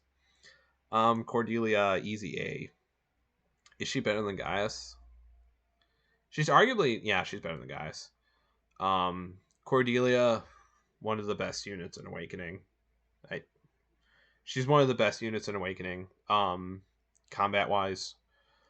She joins in Chapter 7 with much better bases than Sumiya. Arguable around the same speed and skill, but much higher strength and defense.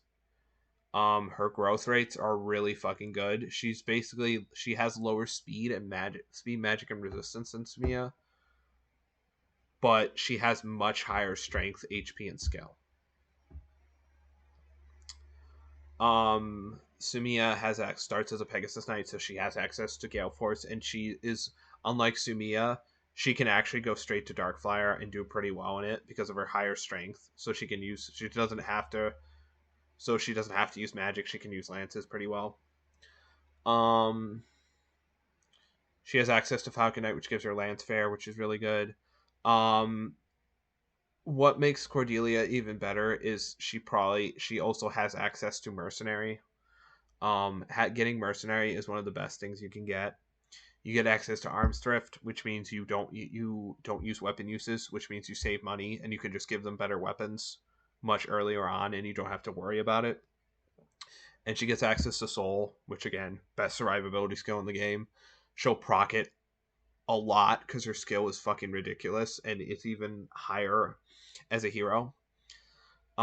She gets access to Axe Breaker, which is actually a good skill for her because she wants her end class to be lance users, which helps. Um,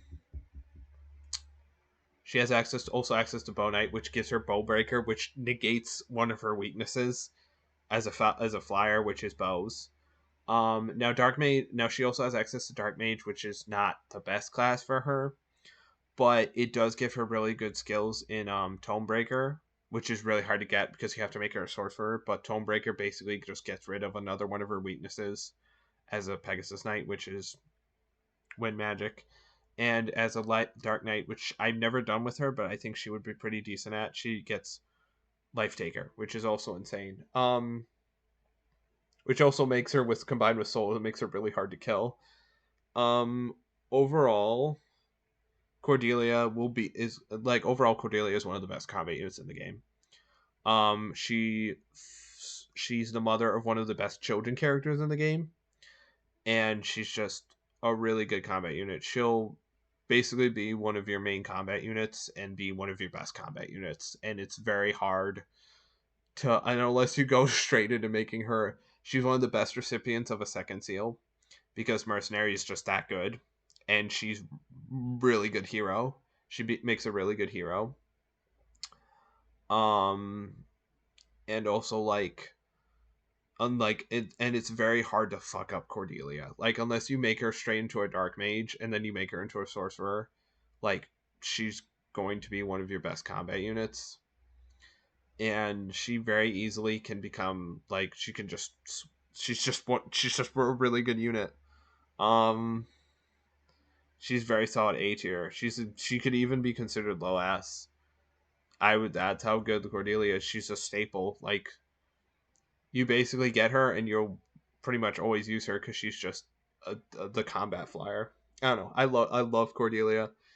Um, as a unit, I think she's one of the best units in Awakening.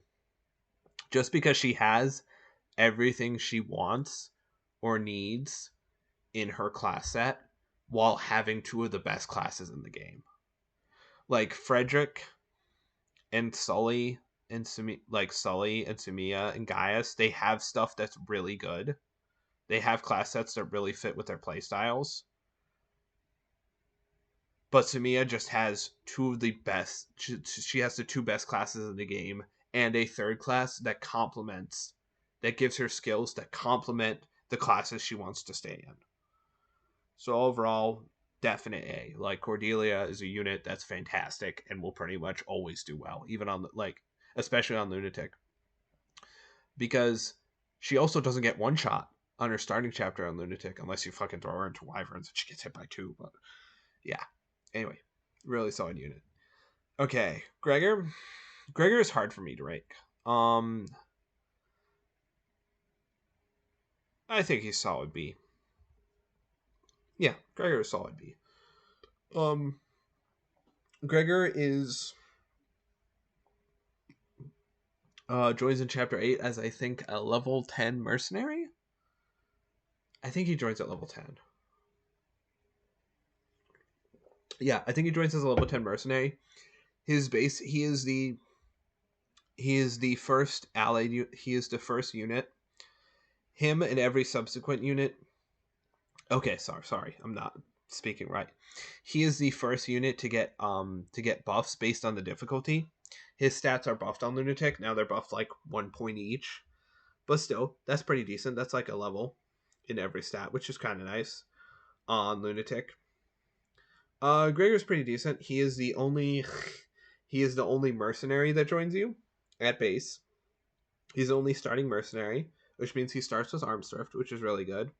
And I think because he starts at level 10, he also starts as Patience, which is just plus 10 and hit avoid when he's under attack, which is good. Which is a pretty decent skill to start off with. Gregor's bases are pretty good.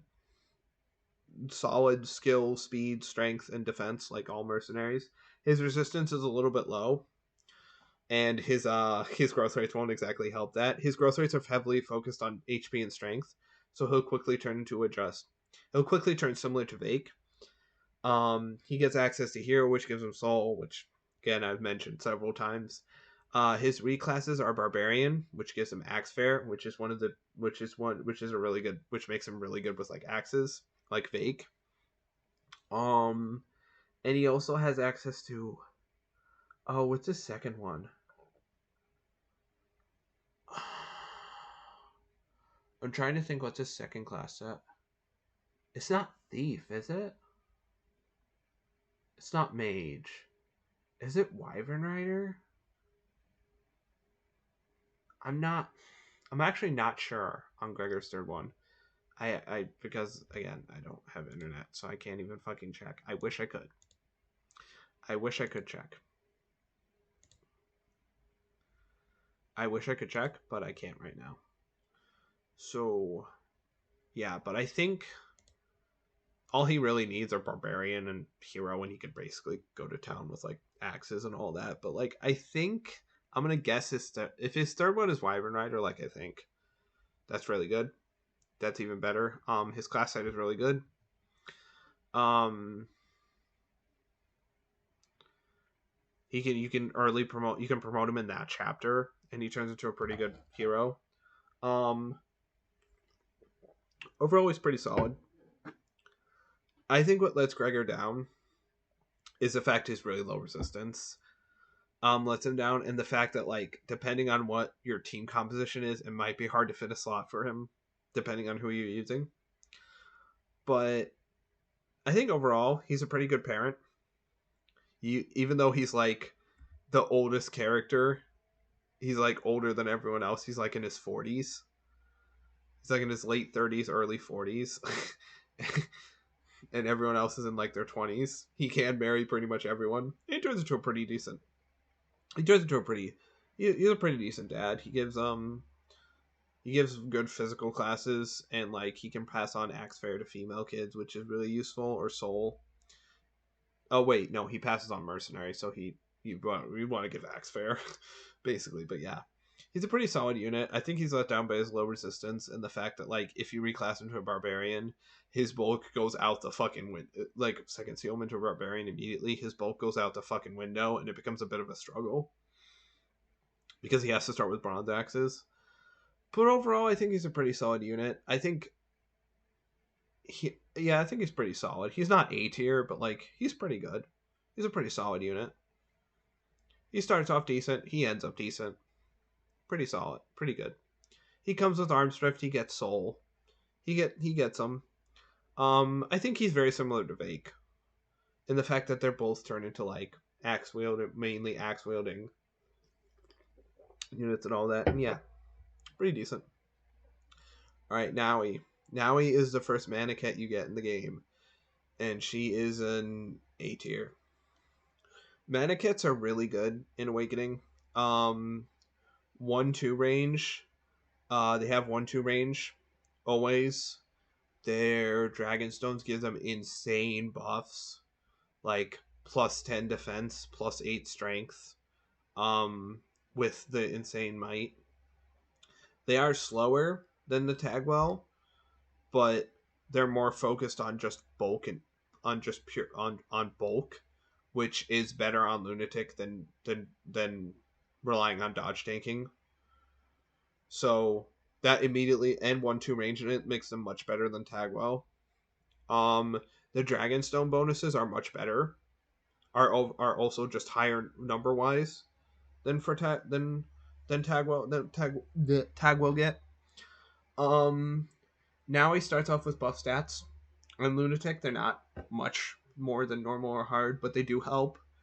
Now he does join with a bit of a speed problem, but I think it's overall worth it because her growth rates are insane, and she joins in a really good class. Manikets are only weak to Wormslayer, are weak to dragon weapons, which are less common than the horse slaying weapons, in my opinion. Very few. There's only like 2 enemies in the game that carry Wormslayers, and no enemy carries the magic tome. Then there's only like 1 magic tome that does effective damage against dragons, and it's a Regalia tome that you won't find unless you're playing DLC. So basically now he has like no extra weaknesses. Her reclass into Wyvern Rider, if you reclass her into Wyvern Rider at 10, her stats will be insane, and her growth rates are also really fucking insane. She has over 100% HP growth, and her strength and defense, I think, her strength, defense, and speed are like all, her strength and defense are over 50. Her growth rates are really good. She'll quickly start to pull out of her speed hole, and in a few seconds, she'll get like +5 speed, and she'll quickly um become a one of your bulkier units. I made her into a Griffin Rider, which I should have made her into a Wyvern Lord first.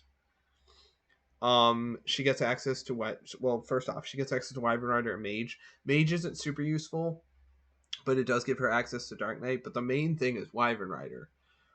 Now he makes for an amazing Wyvern Rider. She gets access. Her bulk, her physical bulk, and strength and HP just kind of go out of control. She still maintains a pretty good speed stat throughout it as well.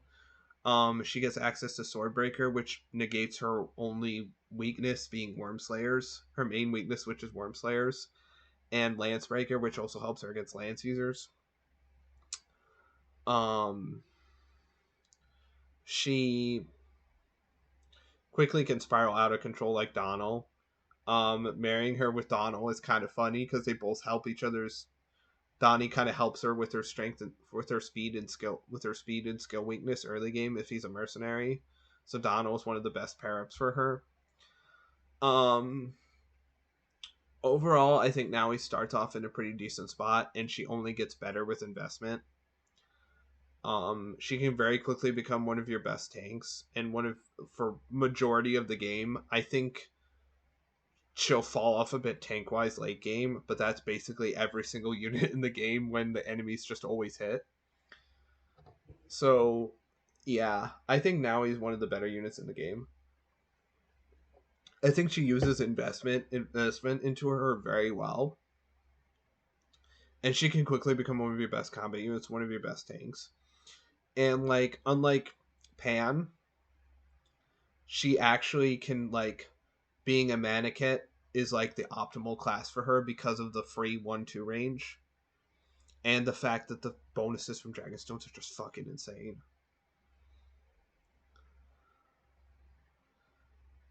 Like, they're just fucking insane and nutty. And she can become an anti-Wyvern unit late game because Manakits can get a skill that makes them effective against dragons. So she can become a really good anti-Wyvern unit, which Wyvern Lords are very scary. So yeah, overall A tier. I think now he's one of the better units in the game. Just because of like the fact that she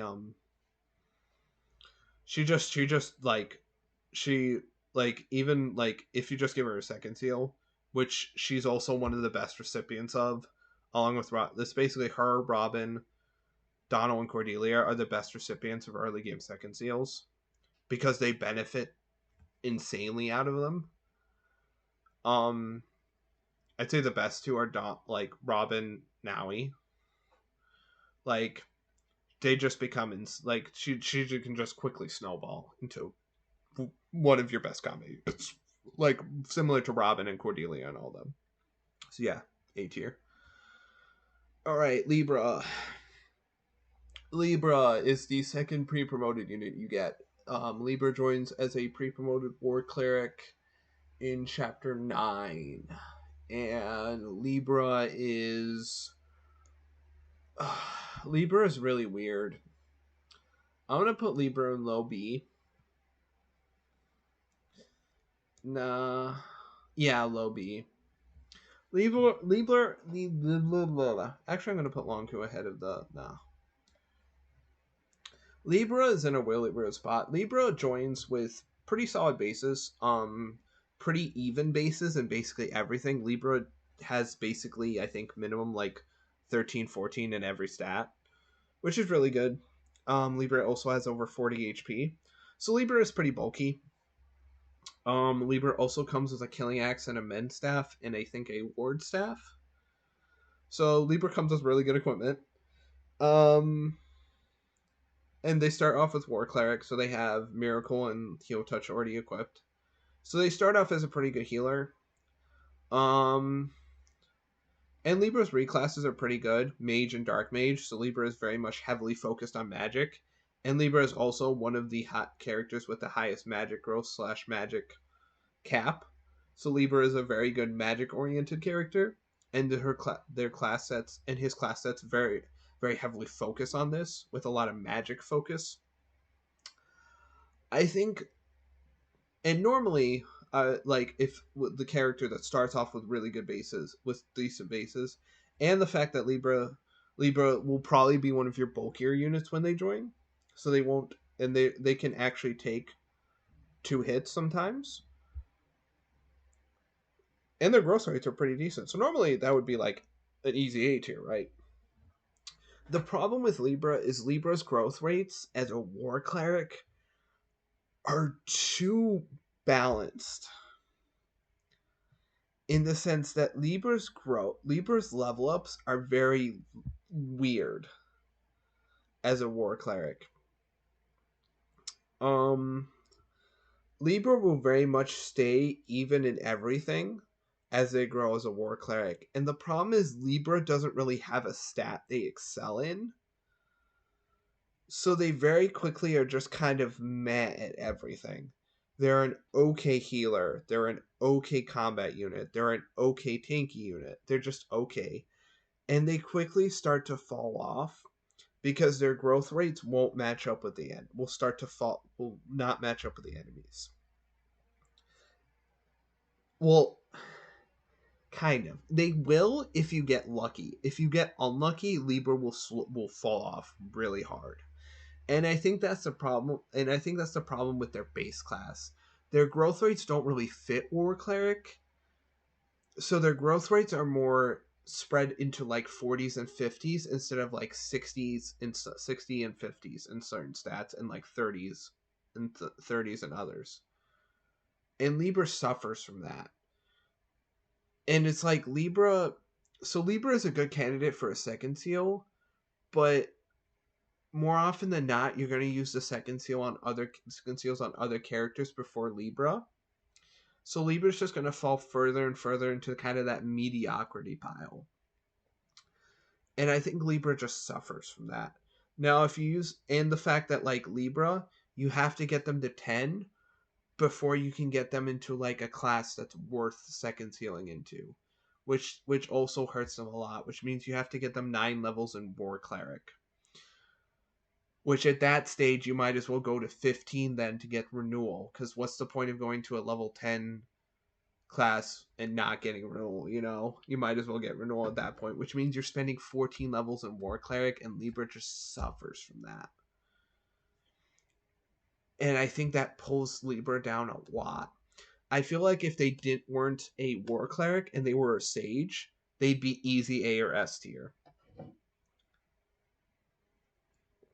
Because their growth rates, they're better growth rates in magic focus and like bulk would play better into Sage, and then they quickly ramp up.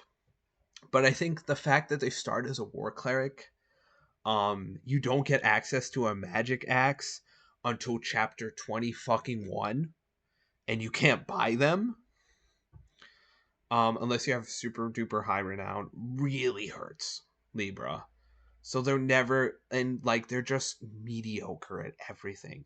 They'll never be like until they reclass, and it just takes so long for them to reclass, and it's so hard to like keep them alive at certain points because they just like don't gain those stats as fast as other units.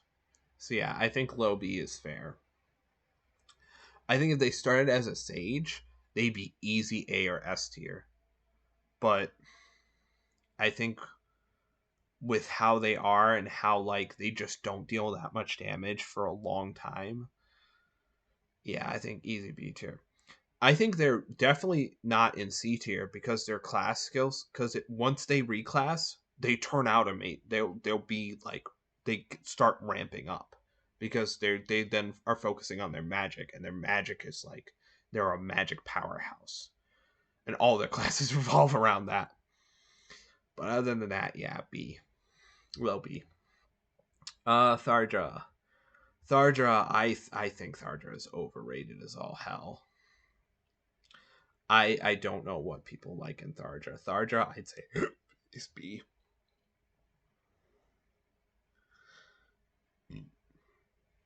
No, honestly, I'd say yeah, Thardra's B. Thardra, I think, is really overrated. Thardra is the first Dark Mage you get, and her stats are pretty good. Base stats are pretty good. 13 magic, 12 speed, good defense. She comes with an Arc Thunder and a Nosferatu, which are pretty good tomes. If you haven't made Robin into a Dark Mage, she's the only user who can use Dark Magic. It's the first person who can use Dark Magic. Nosferatu is one of the best tomes in the game, which just heals half your health, half the damage you're dealing, which is really nice for tanking. There's a term for it, Nos tanking. Um, Thardra makes a pretty good Dark Mage. She can promote into Sorcerer. She gets Thardra also joins at like level 10, I think. So she gets Hex and Anathema, which are both skills that reduce the avoid of enemies around her. If she's right next to an enemy, she reduces their avoid by 25 and their dodge by 10, which is really nice. Which makes it so that her attacks have a much higher chance to hit, which helps with her somewhat low skill, shaky skill at base. Thardra can promote to Dark Knight or Sorcerer, which are both really good classes for her. Dark Knight gives her a bunch of much needed physical durability and gets her access to Life Taker, while Sorceress continues her access to Dark Magic and gives her Vengeance and Tome Breaker, so she becomes an anti-magic unit.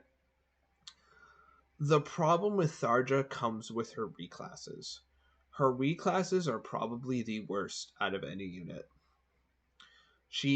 Her other two classes are Knight and Archer. Why they gave a magic unit two physically oriented classes and two of the most polar opposite what, and not only two physical classes, but why they gave her Knight, which is the exact opposite of what a magic unit wants to be, and the fact they gave her Archer, the worst physical class. Just like it's so to like get her skills, which she now those two pre-classes do give her good skills. She does get Luna, she does get Pavice, she does get Dual Guard Plus, she gets Bowbreaker. But the problem is it's so painful having her be in those classes because her strength growth isn't good and she'll just struggle to deal damage. She has to be E rank at weapons. She doesn't get disciplines because she gets Knight and not Cavalier. So she'll be struggling to deal damage, especially on Lunatic, to get skills, and it's just not worth it. So basically, you have to keep her as the Dark Mage and Sorceress, and that severely limits her potential with skills, which really hurts. The only reason why I'm not putting her in C is because she does have access to Nos tanking, and her base class is really good and fits with her playstyle, and she starts off at a decent point. But like, she just struggles a lot with getting skills that aren't in Sorcerer and Dark Knight, and she kind of wants those skills, and she struggles a lot in getting them. Like, even on hard, she just struggles to deal damage in those physical classes. And the magic cap is so low for those physical classes that she'll just stop gaining magic. So when she goes back to the magic classes, her magic will be fucking way lower than any of your other magic units.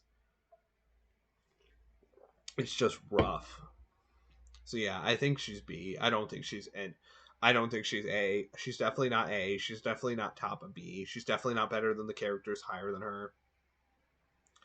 I think Nos tanking is the only thing that brings her up, and having access to dark magic brings her up from C and D. But if she didn't have that, she'd be fucking like easy low C. Like Thardra is just.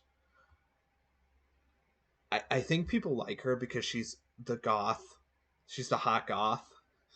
and that's why people put her up really highly. But yeah, I don't think she's I don't think she's I think she's overrated, honestly.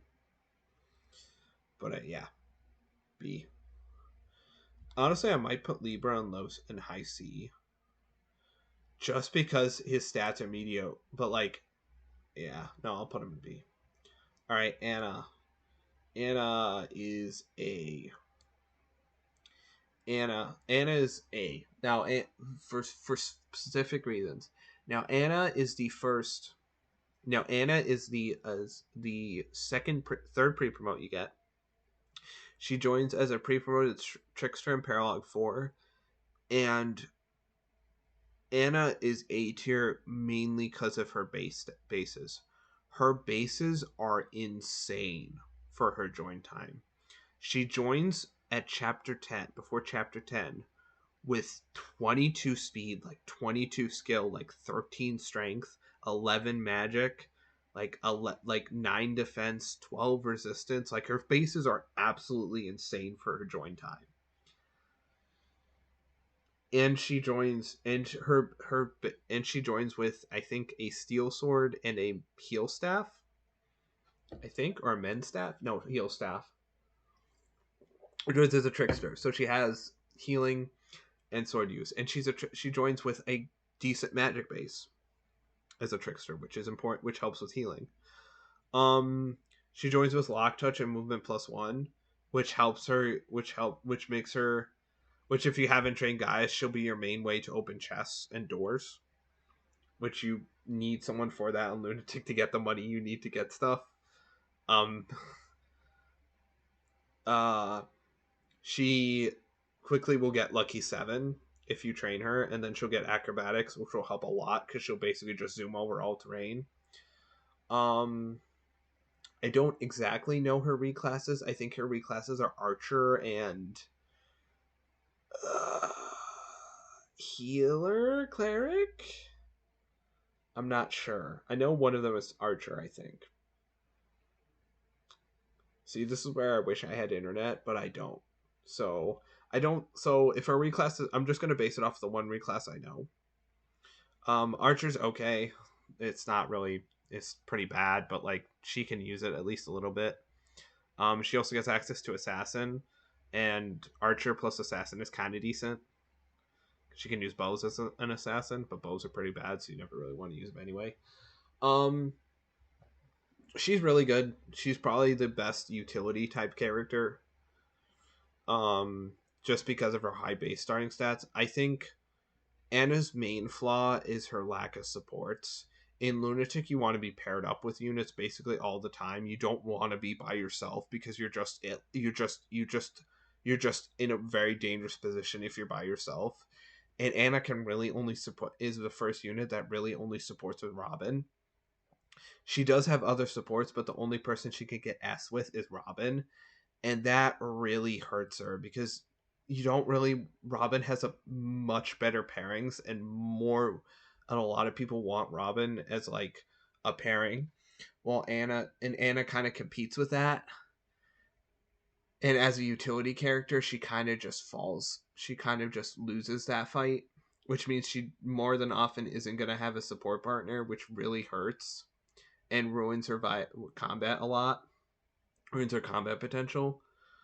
um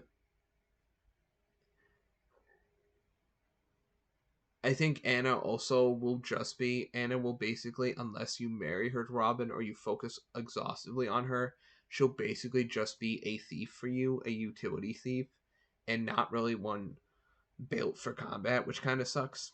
Because past a certain point, there aren't any more chests past chapter 21. So at that point, she kind of just. So after chapter 21, she kind of just falls off a cliff in terms of viability. And like end game, she's basically useless because there's no chests, and her healing is just not as good as your healers. So her viability goes from like just goes. So unless she's married to Robin, you're basically not using her anymore. But I think overall for her, but to compensate for that, on Lunatic she's one of the few units that can double reliably at her join time and continue to double for quite a bit for like a couple chapters, which is without any level ups, which is really fucking insane on Lunatic. So overall, I'd say she's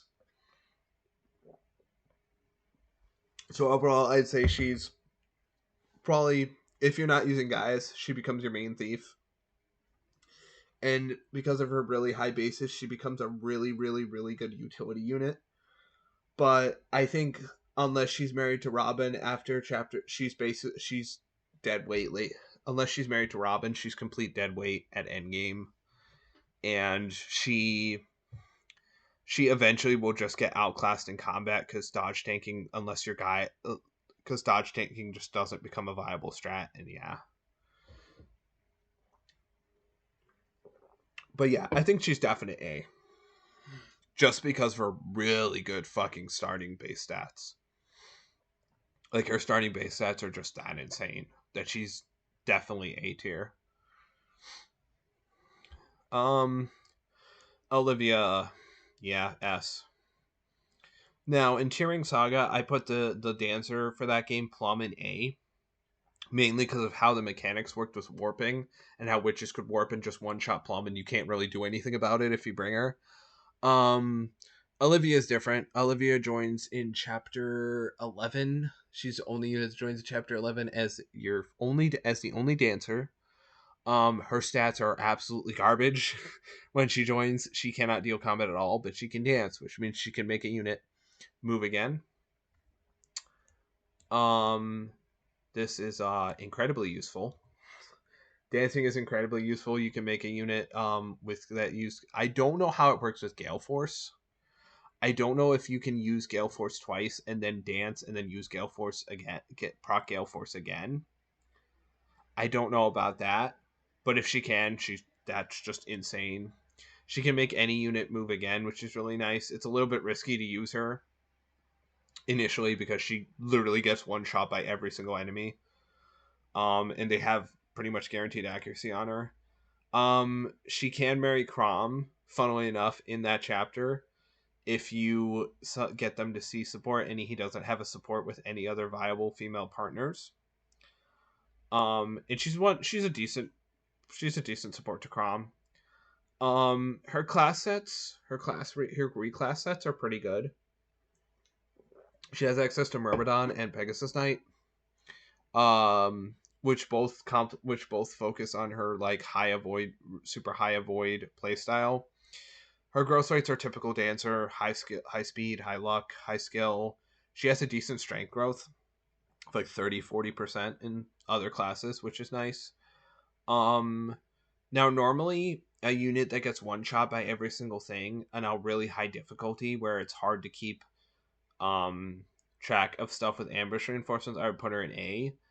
But because of the fact that you can reclass Olivia to give her much needed stats and give her like skills like Swordfare, Gale Force, Avoid +10, Vantage, all that shit, and you can make her combat actually pretty good, I have to put her in S because like dancing is probably the best thing you can give to a unit. And the fact that like you can also make her a rally bot somewhat. No, wait, you can't. Never mind. Scratch that. And the fact that you can make it so that she doesn't have horrendous stats if you train her, and you can actually give her like actually decent combat stats and give her like really good speed and skill. You can actually make it so that she takes a hit. Now she won't dodge late game because there's no such thing as dodge tanking, but it does help. So I think the fact that she's a dancer that you can put investment into and have her be really good stat wise, so that you don't have to like completely avoid enemies with her. I think she's definite S. I think mainly because of dancing. If she didn't have dancing, I would say she'd be C or D in Lunatic. No, she'd probably be C because Gale Force boosts her up a bit, but she's entirely reliant on dodge tanking, which doesn't work on Lunatic. It just doesn't. I'm sorry. Unfortunately, dodge tanking just doesn't work on Lunatic. outside of the Gangrel arc, and she joins at the very end of that arc. So yeah, nah. Henry, D. I don't like Henry. Henry joins at. Oh wait, no, there's one unit before him. Sorry, I forgot about them. She's put in a weird spot. Where is she? Where is Church? Okay, there's Church. Okay, so Church is high C. Church is the first and only Wyvern Rider you get out of the base units, and she joins with pretty decent stats. She does get lunatic bonuses. She doesn't get one rounded by any unit except the Bow Knights in her starting chapter and the Paladins, I think. She can one round the Knights with a hammer. She joins with a hammer and a steel axe. Her base stats are pretty good. She joins at level 12. Pretty good all around base stats. Starts with strength +2, which is good. Tantivity, which is not very good. It's pretty mess skill. She can promote to Wyvern Lord or Griffin Rider, which are both decent classes. Wyvern Lord isn't way better than Griffin Rider, but she can get Swordbreaker and Lancebreaker and all that, which are pretty good. And she turns into a decent physically tanky unit. The problem with Church is that her reclassing options are absolute garbage. Like Tharja, she probably has the worst reclassing options in the fact that she has Troubadour and what is it? Troubadour and Cleric? Yeah, she has Troubadour and Cleric. Which means her reclassing options are Valkyrie, War Cleric, or Sage. Which are all horrendous for her because Church doesn't have a magic stat. So outside of War Cleric, she literally will be going into a class, like a promoted class with 8 magic and using a like Thunder Tome. Like her reclasses are just not viable, which really fucking sucks because that hurts in her getting skills and getting some stats. Basically, she's decent as a Wyvern Lord and Griffin Rider. I don't think she's amazing, but like not having reclass options really fucking hurts. They don't really give her useful skills. Sage gives her nothing. It gives her Rally Magic and Tome Fair, which she'll never use outside of in Troubadour, Valkyrie, which she never wants to be in. Valkyrie gives her Dual Support Plus, which is a mass skill, honestly.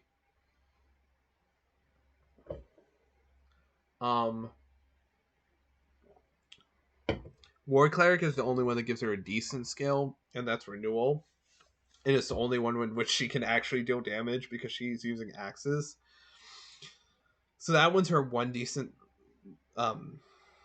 class reclassing thing. But overall, I think Church joins at a point where it's like it's also hard to justify a slot for her at that point because more often than not you have it because probably at that point you have a trained army that's just much better than Church. And if you're using Naui, you have her as a Wyvern Rider where she's just better in every way than Church. And Church just really struggles. Now she is a pretty decent Wyvern Rider. But I think the fact that her reclassings don't fit with her growths or what she wants to do, which she wants to be a physical mobile unit, a physical tanky mobile unit, and her reclasses just don't really fit that. She's hard to use and get skills for. But I think with training like the other C tier, I think she's definitely better than the other C tier units. Do I want to put Libra on C? I'm kind of contemplating putting Libra on C because he's not that. Yeah, Libra goes in C. I think she's better than Libra, but I don't think because like She only requires a master seal, which is easier to get than a second seal, which is what Libra wants, and she doesn't have to level up as much, unlike Libra. But yeah, I think she's probably the best unit in C tier, honestly. But yeah, she's nowhere. She's not as good as the units in B tier, and nowhere near as good as AS and A. All right, Henry. Henry is like my third D tier unit. Henry, I don't like Henry. I don't like Henry. I think Henry's pretty bad. Henry joins in chapter 13 as the second Dark Mage and the last Dark Mage you get. And his base stats are abysmal. He starts with no bulk. I think he is meant to be the bulky Dark Mage, but his stats are abysmal. His base speed on Lunatic is 10 on chapter 13. To put this in perspective, right? Sumiya, who joined in chapter 3, had 12 speed at base. Tharja, who joined 4 chapters before Henry, came with 12 base speed.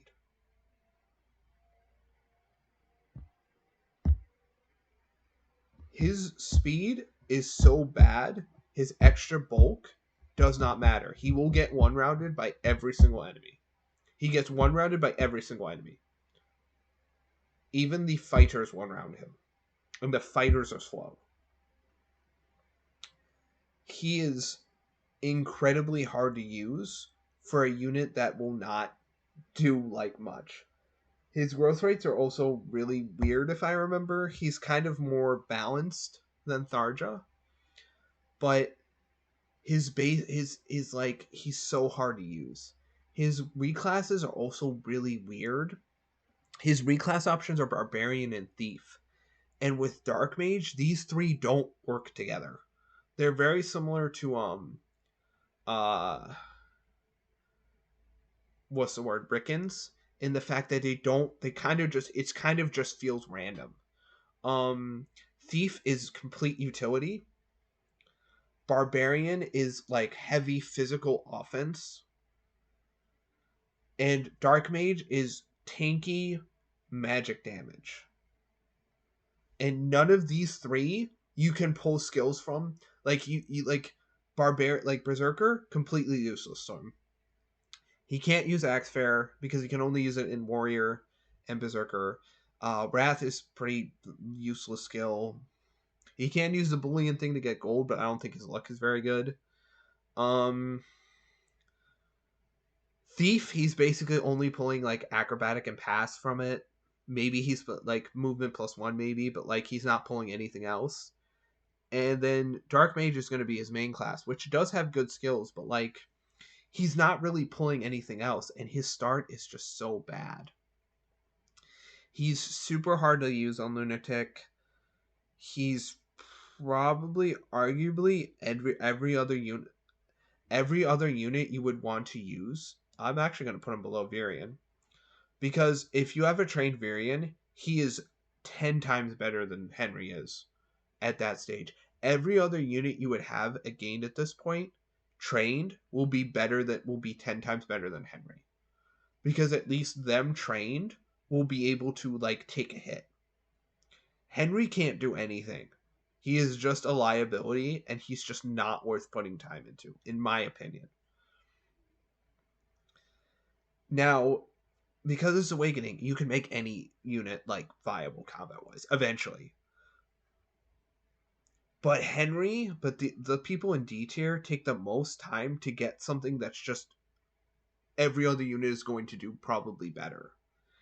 And Henry is just probably my least favorite unit gameplay-wise in Awakening, just because like his start is just so bad, especially on Lunatic. It's just like 10 speed, man, at that point. 10 speed was like pushing it at like chapter 7 for like on the cusp of like, it's all right. And he's on chapter fucking 13. Like, next chapter is the boat chapter. He ain't surviving the fucking boat chapter. He's fucking dead weight on that chapter. And every chapter afterwards, he's just.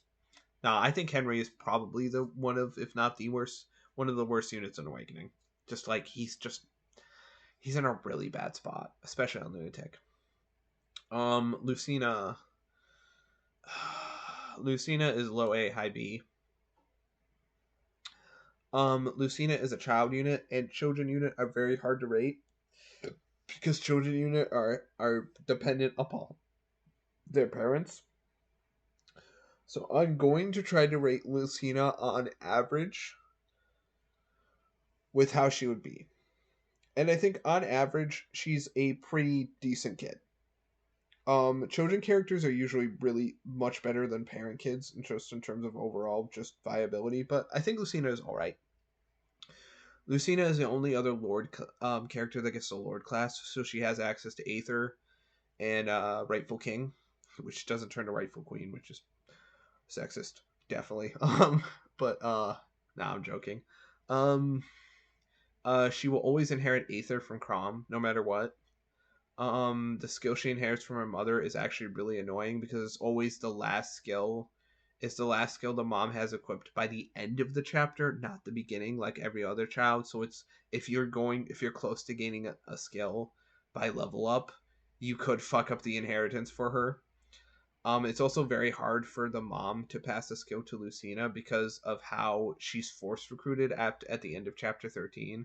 So it's hard to maneuver it to get a skill that you really want to pass down, unlike the other child units. Lucina is pretty decent. She comes with Lord, so she has access to Aether and Rightful King, like I said. She also has access to Crom's classes, Archer, Cavalier, so she's just a better version of Crom. She comes with the Parallel Falchion, which is a pretty good sword. I think it's 12 might, a 12 might sword with good accuracy, and she can use it as an infinite use concoction. It also has infinite durability.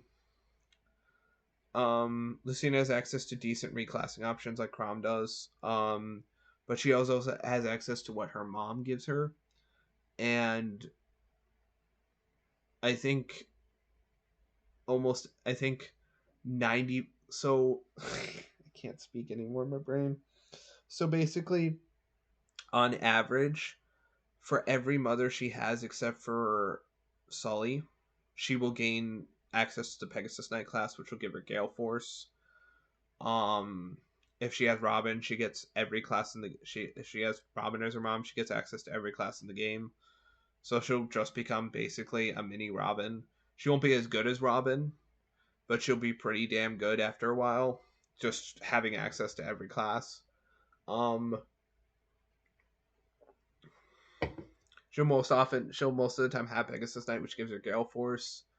Two of her parents give her Myrmidon, which gives her Sword Fair, which gives her +5 attack when strength when using swords, which is really good, especially with her custom weapon, which is one of the only viable ways to beat the final boss on Lunatic, because that boss is fucking stupid. Overall, I think what Lucina holds back Lucina is that sometimes she just will not, like, if you get unlucky with her, she'll kind of fall off a bit, which kind of sucks. And I feel like she's one of the children that can get unlucky with their early level ups and just kind of be meh for a bit, which sucks. And I've had situations where Lucina just turns out meh and kind of struggles at the early parts.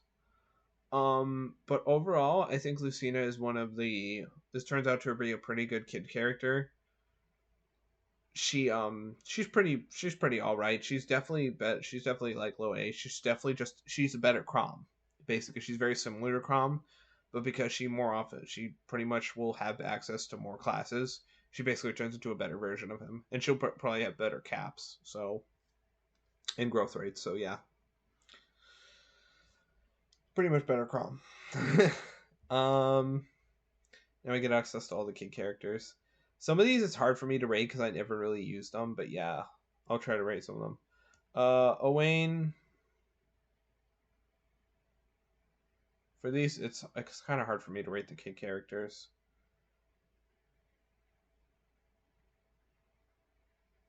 Owain, I never really gotten Owain, but he's B. Owain is a pretty decent kid. He's the kid of son of Lissa, so he gets access to Gale Force only if you give it to him from Lissa. Um, he's kind of weird in that he's a magic oriented Myrmidon, so he's one of the weirder kids in terms of play styles. So his base kit is kind of weird in the sense that like he can be a pretty he's pretty balanced in terms of magic and strength, and he doesn't really excel in one or the other. His dad obviously will change that either way, depending on if you give him a really strength oriented dad or a magic oriented dad. His magic cap can be one of the can get really high though with magic oriented fathers, but overall I don't have much to say about him because I never really get a Wayne. He does have a unique sword he gets, which is basically a steel sword that gives him +1 skill. It's kind of a meme weapon, but he does get access to it, which is kind of funny. He does start with it, which is kind of funny. Unless you give him arms pistol, the weapon's probably gonna break. So it's not a super great weapon, but it is kind of helpful. Um, Overall, he'll get access to sword. He always starts in Myrmidon, so he gets access to sword fair, and his mom gives him war cleric, and I think one of the other two classes probably barbarian. I think I'm not sure, but anyway, yeah, he turns out pretty good. He's a kid unit, so he'll turn out pretty decent. None of the kid units are really bad. Most of them are pretty unfuck. You can fuck with them, but it's pretty hard to make them like absolute garbage. He's pretty good. He's pretty decent. I've never really used him, but I know he's pretty decent, and he can turn out to be a really good mage or a decent physical combat unit. So yeah. B. All right, and I go. Um, he's like low A, high B. Inago is one of the more decent kids, one of the better kid units, honestly. He's probably on average, like he's around Lucina. Um, Inago starts off with a mercenary, which means he has guaranteed arms drift and guaranteed soul. So right off the bat, he has guaranteed two of the best skills. He Olivia can pass Gale Force to him, so automatically he has, and that's the skill you're gonna pass to him. So automatically he has guaranteed three of the best skills in the game, just right off the bat. Which definitely makes him one of the better kids. I actually think he's probably better than Samia. I think Lucina is oftentimes better than Samia as well. Um, I think so. Automatically, an Igo starts with three of the best skills in the game, and at that point, you basically just put whatever the last two skills of whatever he wants. That's the best from what he gets from his dad, and most of the time, his dad just makes him. It's hard to give him a dad that fucks up what he wants to do, fucks him up, because basically he has the three best skills. He doesn't really need. He just the other stuff just rounds him out. You pair him up with Crom, he gets Rightful King. If his Crom is his dad, he gets Rightful King, and he can get he can get like Luna and all that. Um, Olivia does give him Myrmidon, so he does get Sword Fair, which gives him +5 attack. So overall, he becomes a really good sword unit.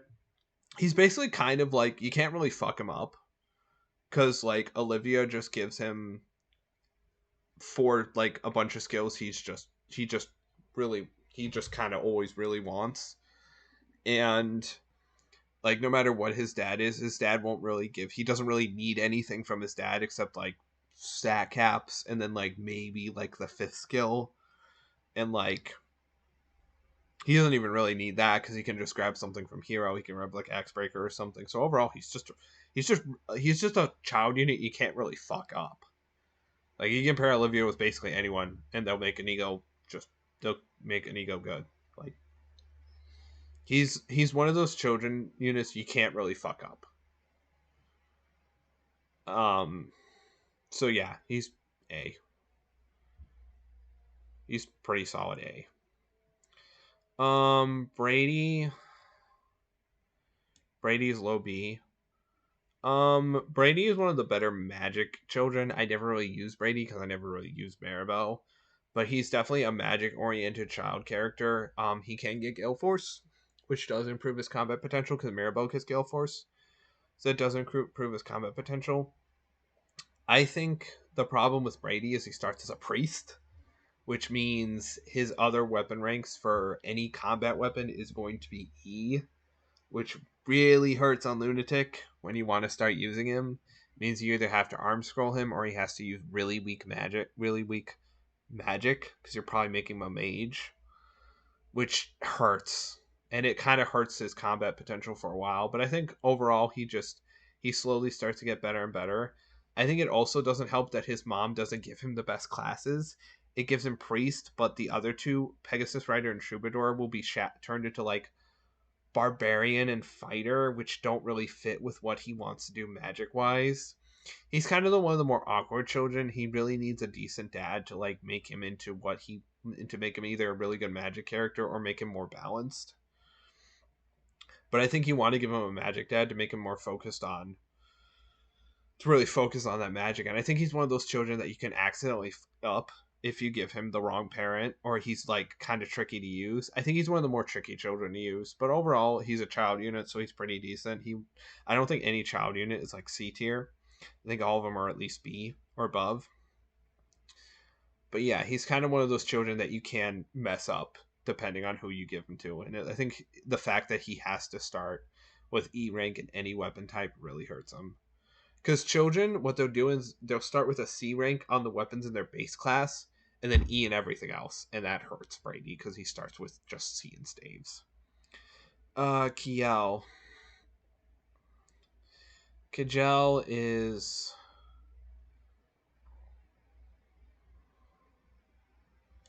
B. High B. Kajel is Kiel. Um,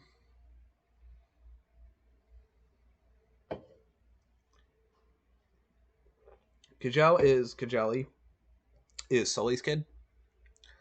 And she has access at base to the most classes out of any kid, because she inherits all of Sully's classes, but she starts as a knight. So she gets access to 4 classes at base: Knight, Cavalier, Myrmidon, and Wyvern Rider, no matter what her dad is, which gives her a huge variety of skills to choose from. She's one of the few units that just gets Provice and Aegis at base, so she can potentially just have all damage she receives. She gets access to Swordbreaker, Lancebreaker, Luna, Swordfair, Pass, Lethality. She has access to a plethora of skills she can use, so she's very versatile. Her dad can further amplify this in any direction he wants to. If it's Crom, he gives her Aether, gives her Archer only. If it's Robin, gives her every class. If it's Gaius or Donald, gives her Pegasus Knight and Mercenary. For Gaius, it gives her Thief and Pegasus Knight. She can get Pegasus Knight depending on her dad, which gives her Gale Force, which is really nice. So it turns her into a really good combat unit. I think overall she's really good. I think she's not one of the best children just because she's one of the, I think, higher. She's on the upper half, but I think she's not one of the best children just because like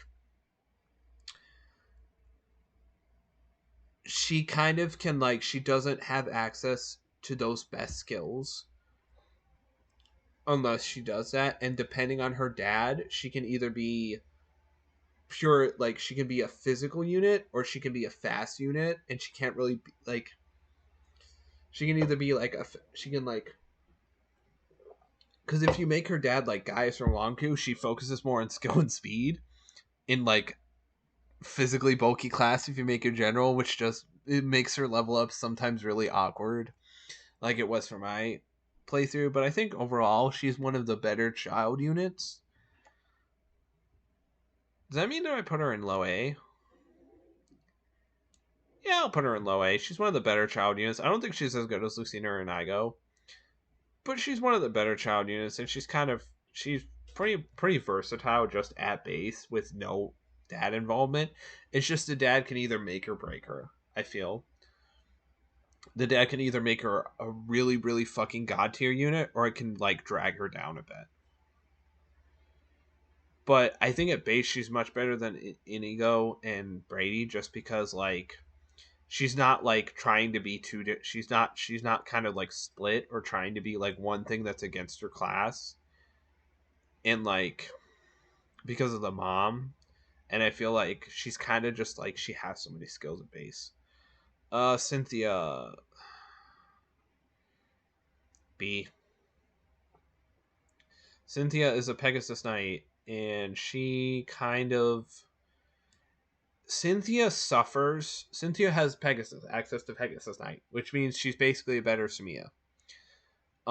She has access to Gale Force, Lance Fair, blah blah blah blah blah. She has access to all of Sumia's classes, which is nice. I think the problem with Cynthia is that her dads can. It's really hard to give her a good dad. Because Sumia has only 4 possible pair ups, she only has 4 possible dads. Robin, Frederick. No, 5. Robin, Frederick, Crom, Gaius, and Henry. Henry is not good for Cynthia. Henry is not good for Cynthia, like at all. It gives her basically magic classes. It gives her dark mage, which she doesn't really want, because like she doesn't really use it, and like that's about it. And gives her thief, which is kind of just utility. Gaius wants to be on for other kids that need Pegasus Knight, so it's kind of a waste to give Gaius to her. Because she just doesn't get some classes from it. She gets like Myrmidon and Thief, and that's it. It's not great, especially because she can't use swords in her main class. So Gaius isn't great. Frederick gives her Cavalier and Wyvern Rider, which are good classes for her, but she gets really low stat caps because of it, because Frederick's stat caps negate with Sumia's, except for skill. And so that leaves pretty much the only good dads as like Crom and Robin, which is very limiting for Sumia, and it really hurts Cynthia. So like 60% of her dads will just not help, will just be like kind of a negative for her, or not give her much, which kind of sucks and does boot her down, I think. But I think the fact that she starts off in a good class and she's basically just a slightly better Sumia in terms, she'll be a better Sumia in terms of combat, is puts her in B. I think the fact that like her dad can kind of make her just not great hurts her, because you might not want to field her because she's just not as good as the other units. So yeah. I mean, I may be being too harsh on Cynthia, but I think B is all right. She's one of the weaker kids only because I think Sumia is just very limited in terms of who she can marry. So the fact is, if you screw up, you could just not have Cynthia because you paired off all of Sumia's partners accidentally on Lunatic, and you're probably not using Henry. So yeah, you might actually screw yourself. So yeah, D. Severa. Oh, easy A tier, baby. Severa, easy A tier. Severa is probably the one of the best children. Top 3, probably top 3 to 5, probably for sure. Severa is basically Cordelia. Severa is basically a better Cordelia, so honestly she might be like this. Might be slightly worse. She joins much later, so she's not, so that's the one downside, but she's basically just better Cordelia. Better Caps has access to all of Cordelia's classes. Starts off as a mercenary, so she has Arms Thrift, Soul access. She can be a Pegasus Knight, so Gale Force access. You can pass off Gale Force to her from Cordelia, so she doesn't have to go into Dark Flyer, which is really nice. She has access to, depending on her dad, she has access to way better class. She has access to way more classes. Longu is probably one of the best dads for her because he gives her like 3 brand new classes. He gives her access to Myrmidon, which gives her Sword Fair. and he gives her access. He gives her an insane skill and speed buff to her caps, and he gives her Wyvern Rider, which is a pretty good class for it, which is also a pretty nice class, which gives her breaker skills. And with what getting Wyvern Rider and Griffin Rider, she's actually one of the few units that can get all 5 breaker skills, and she can just get plus 50 hit and avoid on every single enemy in the game, which is kind of funny. That's outside of Grima. Of course, that's really hard to do. It requires an excessive amount of grinding. So unless you're doing grinding, you're never going to get that. But it is funny.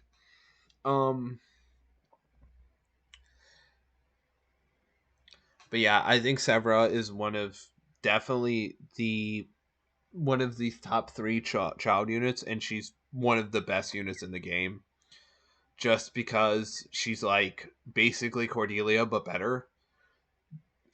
She's not as high ranked as Cordelia because I think her paralog is hard, and she will join much later than Cordelia, so she won't have as much time to shine. But she's one of the best child units. She'll basically be one of your best combat units like Cordelia, and you compare her with Cordelia, and they'll basically be like really good. Oh yeah, I should probably rate the parallel. I should probably talk about how difficult the child paralogs are. So Brady's is around Mirabelle, so like not that bad. Kajal's is really easy.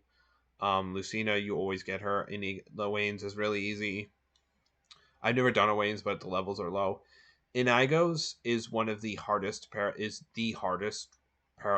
paralog. It's just the hardest or second hardest. It's one of the top two, top 3.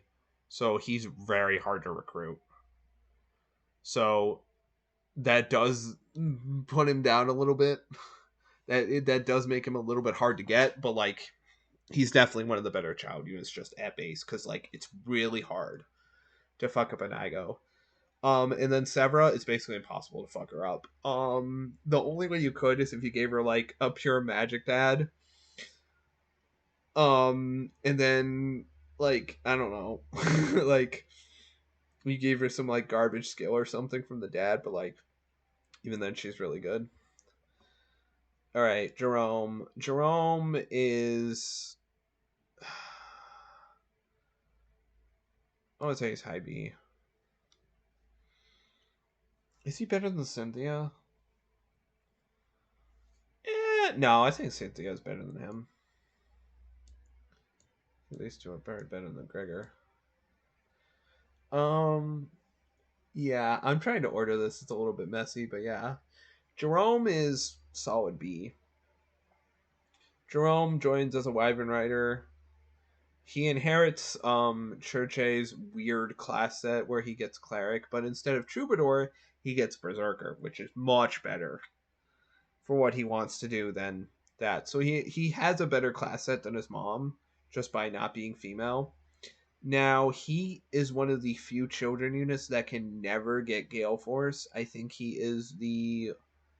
Is he the only one? No. He is one of 2 kid units that can never get Gale Force, which is a huge negative. But he makes up for it by having just a good innate set in a good class. He starts off as a Wyvern Rider, which fits his stats. He gets access to Axe. He gets innate access to Axe Fair, Swordbreaker, Lancebreaker, Renewal. So those class sets with Wyvern Lord make him a pretty solid tank. Depending upon his dad, he can also get Soul, which I did with Gregor, and he became just like a really fucking good physical wall. Actually, I'm going to put him lower. Now, and you can get him access to Armstrift based on his dad. If his dad is Gregor, gives him Mercenary, or if his dad can give him Mercenary, turns out pretty good.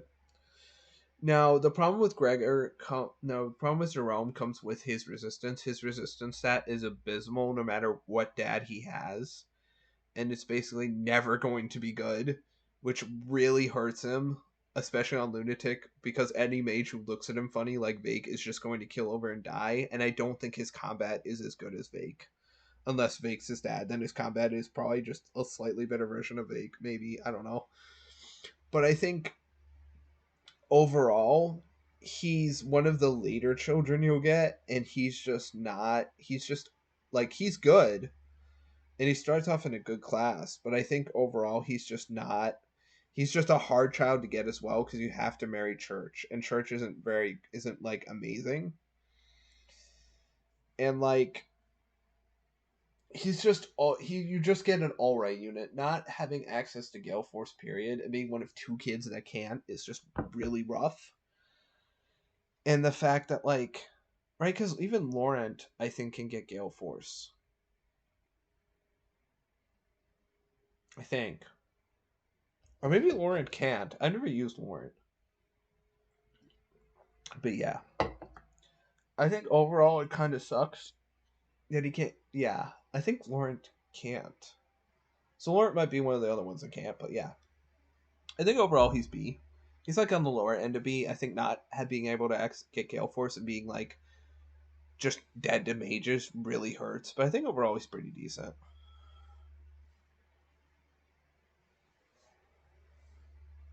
Yeah, and I've shown that he can be a pretty good physical tank. All right, Morgan.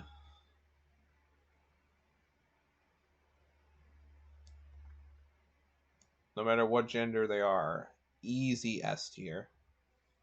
Morgan, basically Robin. It's basically another Robin, no matter what gender.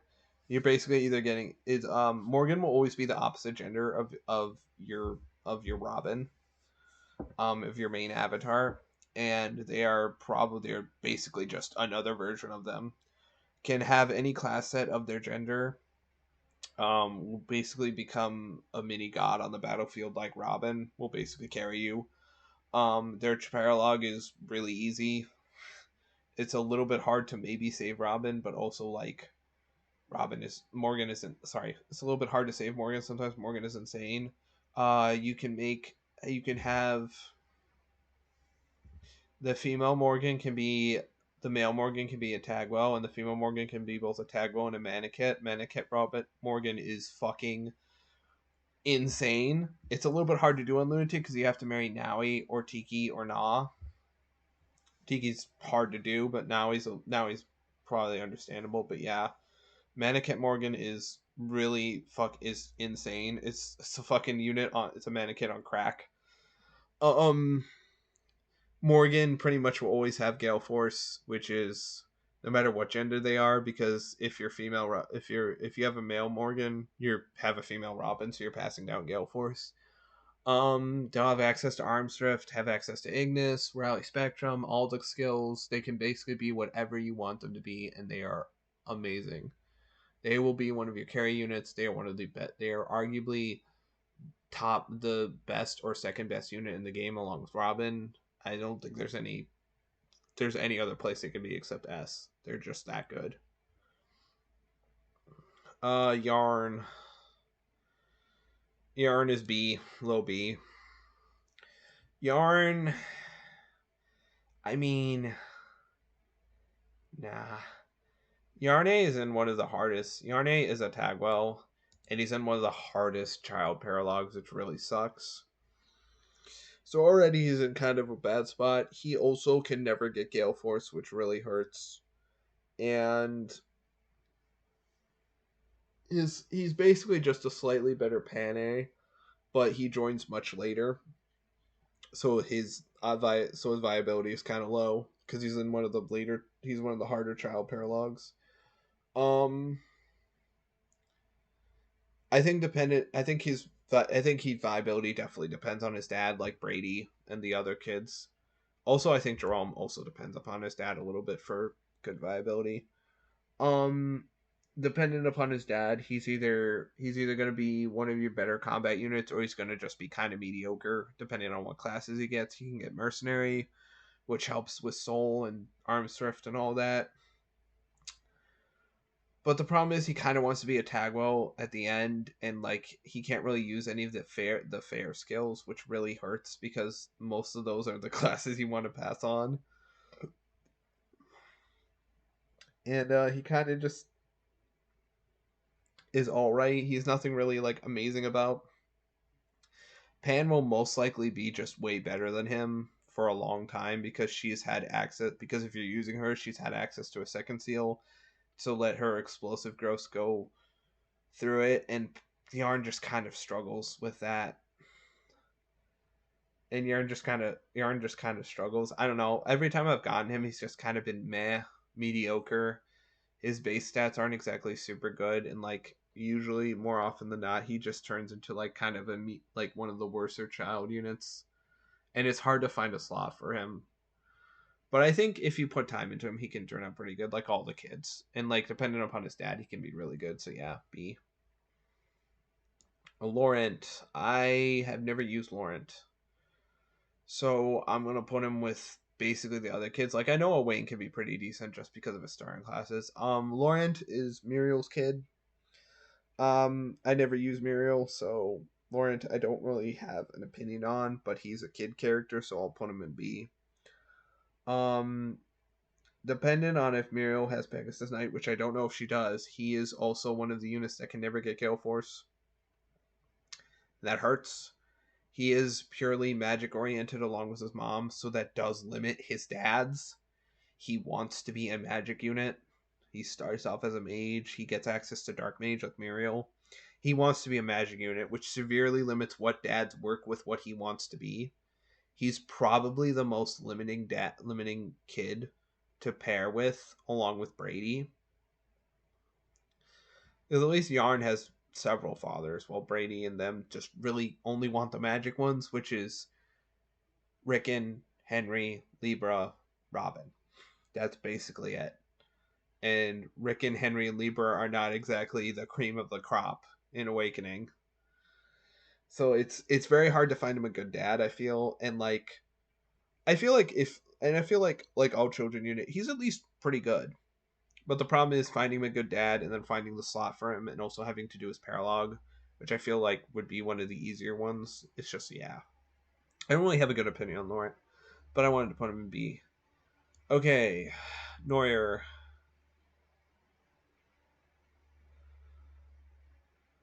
Yeah, B. Neuer's a weird kid unit. Neuer starts off as an archer, completely separate from their parent like Kijao. But since archer is a class she would have gotten from the archer anyway, she doesn't gain a brand new class. Archers suck, so she starts off in a bad class. Um Neuer is a magic kid. She does really well if you focus her on magic, like Laurent and Brady.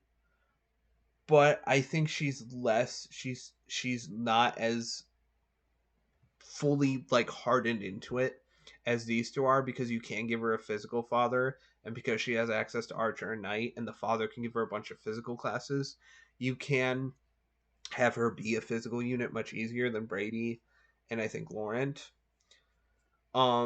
I do think she does really well with Libra as a dad, which I've done multiple times because because she can have like renewal and life taker immediately, and then she can just focus straight on hardcore and magic and be really good, a really good mage.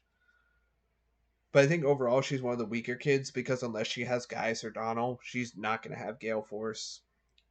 She doesn't have access to her class list. A base is Tharja's, which don't really mesh well together, as I've explained earlier with Tharja, and she just kind of doesn't. She just kind of struggles with. She's just kind of one of the more mediocre kids, in my opinion, unless you give her a specific dad that makes her really good. But then you have to. But then, like, yeah, you have to focus more on the parent for her than other kids to make her like amazing. So yeah, B. Nah is A. She's she's the second or third Manicat you can get in the game, or fourth. Um, Na is extremely similar to Naui. She's basically another Naui with better caps. She does need either a Gaius or Donald dad to make um to get Gale Force. Donald is one of her best dads because He gives her Mercenary and Pegasus Knight, and that's all she really needs. Na is one of the better kids just because she's a Manakit, and Manakits are really good in this game. Um, she's pretty hard to screw up. Just because she can always just fall back on Manakit class and she'll do really well. Um, she can pick up Swordbreaker and Lancebreaker and Life Taker and basically just basically be another Nowi. And having two Nowies is pretty good. Um, I don't think she's as good as Severa. I don't think she's as good as Nowi because her paralog is one of the hardest in the game, and so it may be a very long time until you recruit her if you're not like doing grinding. But overall, I think she's one of the better kid units, and she's one of those. She's similar to Severa and Inigo, where you can't really screw her up because she's just her skill set makes her just another copy of her parent, of her mom, and the mom is already a pretty solid unit. So yeah. All right, that's all the kid units though. So yeah, I think roughly I did it right. Yeah.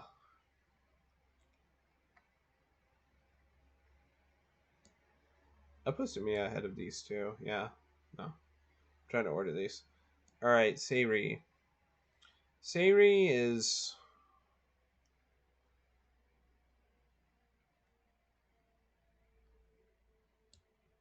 Here we see. Seiri joins in chapter 15 as a pre-promoted swordmaster, and more up. Oh wait, here. Actually, no, I know where to put her. Seiri is a pre-promoted swordmaster that joins at chapter 15. She has her bases are really good for her join time. She gets bonuses from Lunatic. On average, she will have just higher stats and everything than Longku, except for like maybe speed and skill. Um, her base stats are really good. She doesn't come with any weapons to start off with, which kind of sucks. But you can give her. There is a village in that chapter that gives you a steel sword and an arm scroll, so you can just give her that. Um, she comes with B rank and swords. She can pretty much use every sword at that point, and then she can quickly get A. She can get Swordfare, which is really good. She can become an assassin. I don't really remember what her reclasses are because again, I don't have fucking internet right now, which really fucking sucks. She's all right. She's a pretty serviceable filler unit. Um, she's pretty good at combat on Lunatic. I think what makes her suffer is the fact that she's like Longku. She relies on dodge tanking, not as much as Longku, but like she's more tanking than Longku, but she's basically just another Longku, very similar to him. And the only person she can pair up with is Robin. She has supports with Tiki and I think Lucina maybe, but she can only pair up with Robin. And Robin at this point more like almost 100% has a partner, support partner on Lunatic. Unless you're insane. Unless you're insane and you're probably not waiting for Seiri. You're probably waiting for something like Tiki if you're male Robin or a Versa. And you're either waiting for Tiki or a Versa, you're not really waiting for Seiri. And yeah, she definitely suffers from the thing of like I don't have a para partner, so I'm just kind of a liability on Lunatic, especially once all the enemies become promoted. Because Seiri joins um on chapter 15 and then chapter 17 is when all the enemies become promoted, and at that point she can't really fight them very well. She kind of always gets hit unless she has a para partner, and the only one she's going to get significant para from that goes like anywhere is again Robin, which you're probably not going to put pair up with Seiri. If you do, she turns into a pretty solid unit. But I think overall she's no higher than B. She's basically just Longku. No, I say actually she's worse. Yeah, no, let's say she's high C. Because while Longku was at a point where he was really good, Sayri is only really good for like a chapter and a half, like like 1.5 chapters, unless you're pairing her with Robin, and that most likely is not going to happen. So yeah, she's like C. Yeah, I think of it from the Lunatic perspective.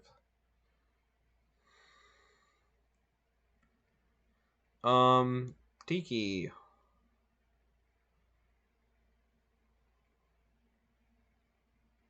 Low A. Last Manakit you probably are getting. She joins in Paralog 17, which is before chapter 19. She's another Manakit. Her base stats are are pretty increased on Lunatic, so she can hold her own. When she joins in chapter 19, she can fight a couple enemies, which is more than I can say for basically every other unit that's joined at this point. She joins as a Dragonstone Plus at level 20, which increases her stats a shit ton. She's basically another Naui, another Na, another Morgan potentially. Her caps are very similar to Naui's. I think she has like one more in resistance and speed and like one less in strength and defense. Is very minor differences. She's basically another Naui.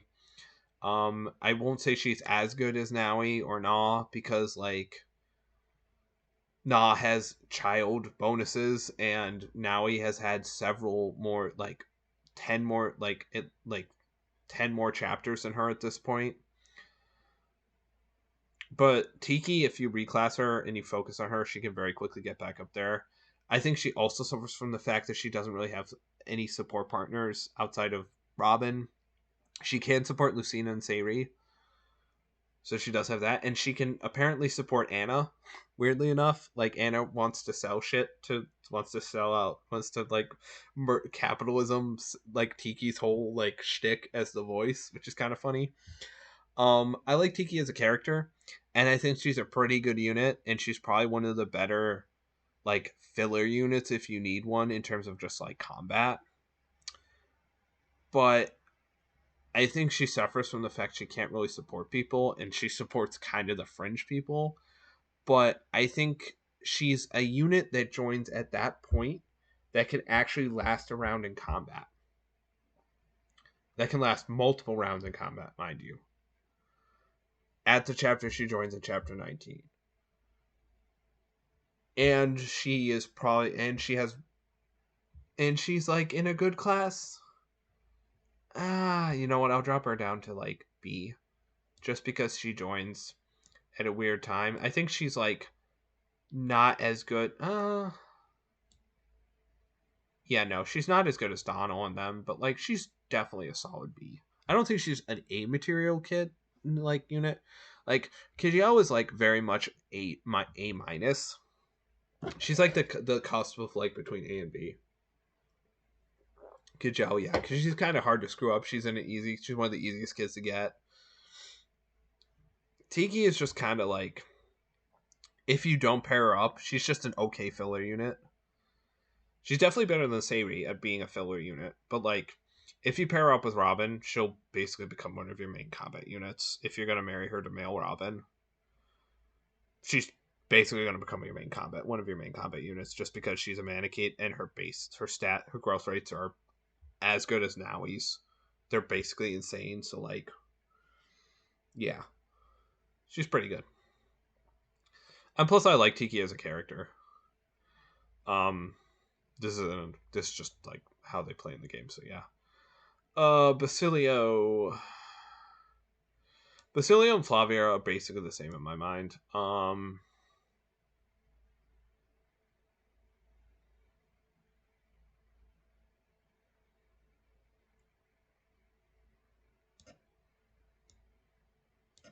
They're both C. They're both solid C. They both join very late in the game in chapter 23. They are the last characters recruitable during the main story that aren't part of Paralogs. They're filler units. They're not anything spectacular. They both join at level 10. Their stats are heavily buffed on Lunatic, so their stats are actually pretty good. They do support with each other, although they can't get S with each other, which really sucks. They can only both get S with Robin, which the only two they support with are each other and Robin, which really sucks. Yeah, Basilio doesn't support with Longku. Flavia doesn't support with anyone else. Which really kind of sucks. Flavia is definitely the better of the two, just because she mercenary. She starts with Soul and Arms Drift, and that's pretty good. Um, but both are just filler units. They're not really main combat units. They're not really gonna. They can handle their own, but they're not gonna like sweep the army with them. And they can grow pretty decently, but by the time you get them, you probably have a fully trained army that's just way better than them. They can replace a combat unit that might be here or there, like one of your weaker units, but they're never going to be like staples of your army, and they're never going to like carry you. And they join so late that they're not really like anything spectacular. I think they're perfectly serviceable, but I don't think they get any higher than C, because any unit you have trained will just be better than them. Well, I think they're probably better than Sayri. Yeah, they're probably better than Sayri. Because Sayri joins at a point where she has like one chapter to be good, a chapter and a half, unless she's partnered with Robin, and then she kind of, because she's like fighting promoted enemies, and her stats are kind of shaky for that. But like these two are made to fight promoted enemies.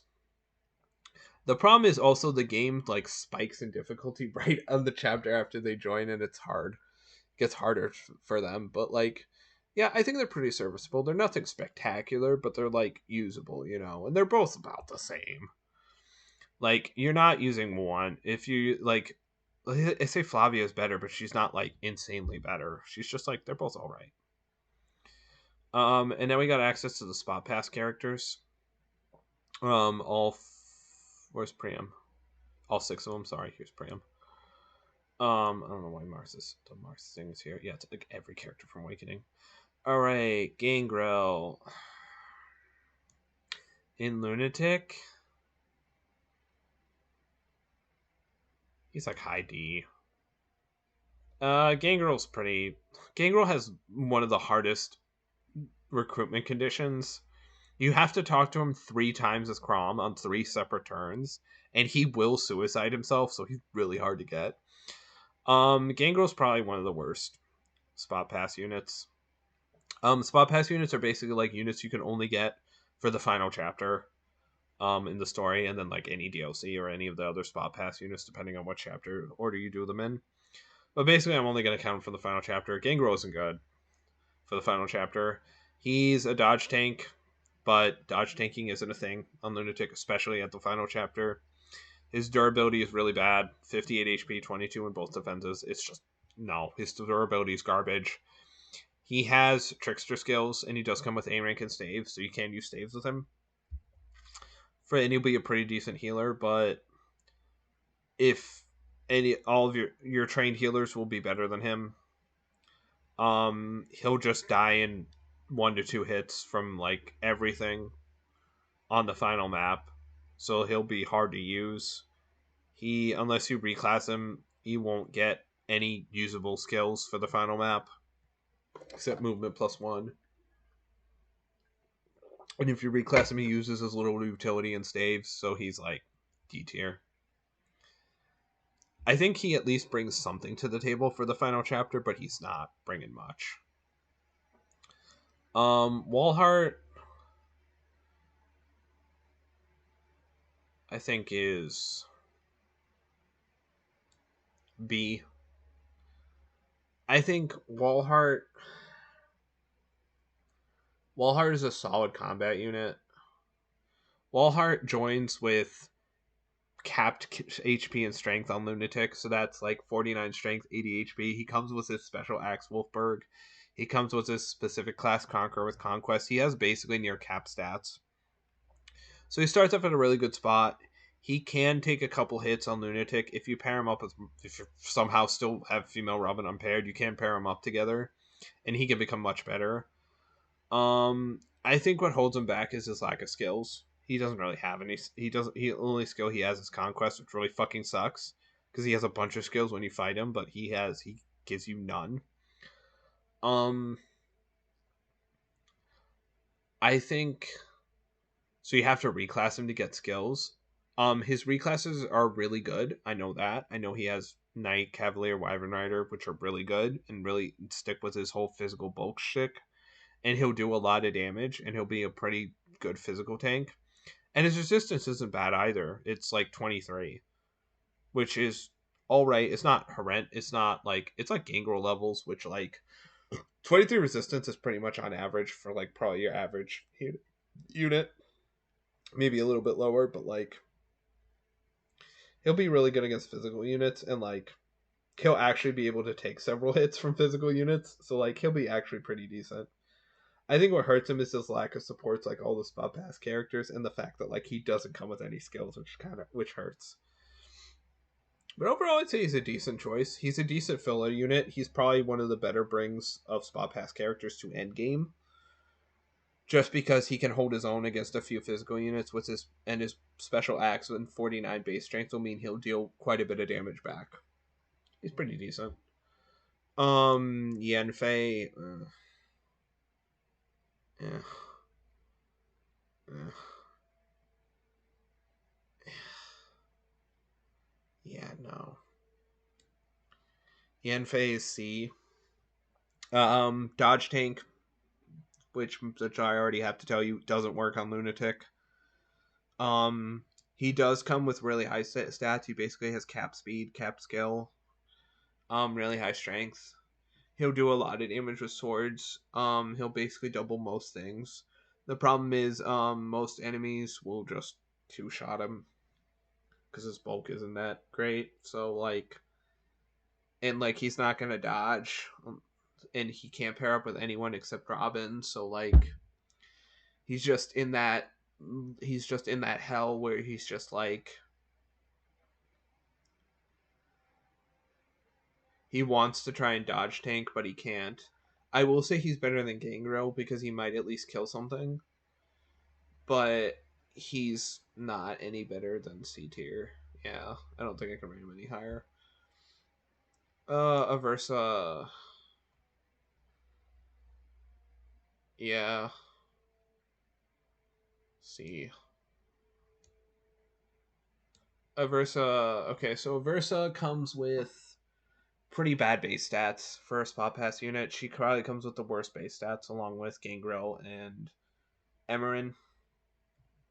Her base stats are not great. They're like 30s and everything, which is like all right, but like if you want a spot pass unit, you kind of want more than that, especially for end game on Lunatic. She comes with her unique skill Shadow Gift, which means she can use dark magic in any magic based class, which means she can use dark magic as a dark flyer, which is interesting. So she can use Nosferatu as a dark flyer, which is a cool niche thing. And if she marries, she's also one of the spot pass characters you might want to marry as Robin. So like, because she always passes down Shadow Gift, and she can pass down Shadow Gift to Morgan, which means Grandmaster with dark magic to male Morgan. No, sorry, to female Morgan, which is insane. So I think overall that makes her a decent unit. If you pair her up with Robin, I think she can go probably be high C. Just because of that. Because she makes Morgan really, really good. But I think the problem with Aversa is her stats are nothing spectacular. She doesn't have any cool skills outside of Shadow Gift. And if Robin is already paired up, she's basically never getting fielded. So, yeah. C, I think is fair. I see. Because if you do pair up with Robin, she becomes a good unit. Alright, Emerin. Yeah, D.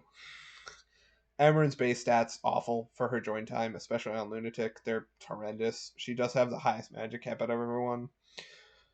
But she joins as a level 10 sage, so she doesn't even have Tome Fair.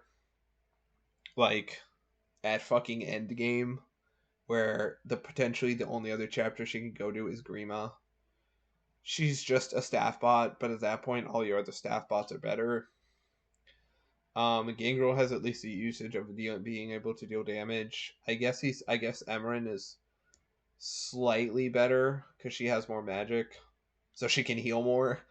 But yeah, no, she's just as bad as Gangrel. I don't really know. They're just not good on Lunatic, and like they're just gonna die on the final chapter. And then Priam, I think Priam is actually like A, low A. Um, Priam, unlike the other ones, Priam has the best base stats out of all the spot pass characters, which makes sense because he's supposed to be the last one you get, and his map is the hardest. He comes with a really good. He comes with a. He comes. He's the only one that comes with a a unique skill set that's not just class skills. Um, he comes with Soul, Luna, Axebreaker, Lancebreaker, Swordbreaker, which means he can actually be somewhat viable as a dodge tank against certain classes depending on what weapons he's using. He comes with Soul. You can get him Arms Thrift. He comes with the Ragnell. He comes with basically cap stats and pretty much everything except I think defense and like resistance. And he's only like a few points away from those caps as well. Um, he's really good. I think he's a really good combat unit. He's basically the best filler unit I feel out of the spot pass characters. I'd say him and Walhart are arguably the best. I think he's not S tier. I think if he had like a pair up that wasn't Robin, he might be S tier just because he's that decent. But like his only chapter is Greyma, and without Robin, he kind of just a good unit for endgame, right? He's a good unit for endgame, so that's why I put him in A. But like he's not anything more than that. And then obviously we have one more character. Um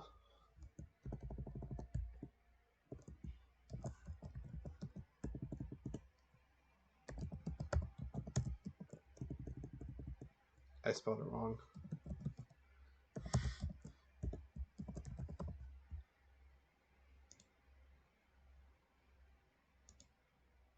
Oh wait, no.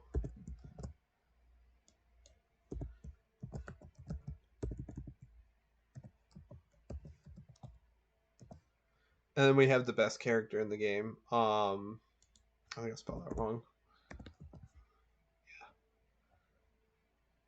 Hierarch, S tier, most important unit in Fire Emblem Awakening, best unit in the game. Carries you the whole run. Very plot important. If you don't know Hierarch, you're just a loser. Um, so anyway, that is the Fire Emblem Awakening Lunatic casual tier list. I think overall, I kind of ordered these units based on how I feel like they're pretty well ordered in the tier list in terms of the tiers. I think some could be argued like moved far up, higher up, or lower up. Arguably, Sully could probably be put lower, and Vake could probably like the ones I think I'm most iffy on are probably like Sully and Crom. But like, yeah, I think overall they're in a order I kind of like. I'm gonna be honest, I kind of just bullshitted the order past a certain point, and I kind of forgot, and I was kind of like, oh yeah, I gotta put them in order, so I was kind of like, meh. But yeah, overall, I think this tier list is pretty good. I think it's pretty accurate. It's kind of hard to rate kid units, but I think overall I did a pretty good job.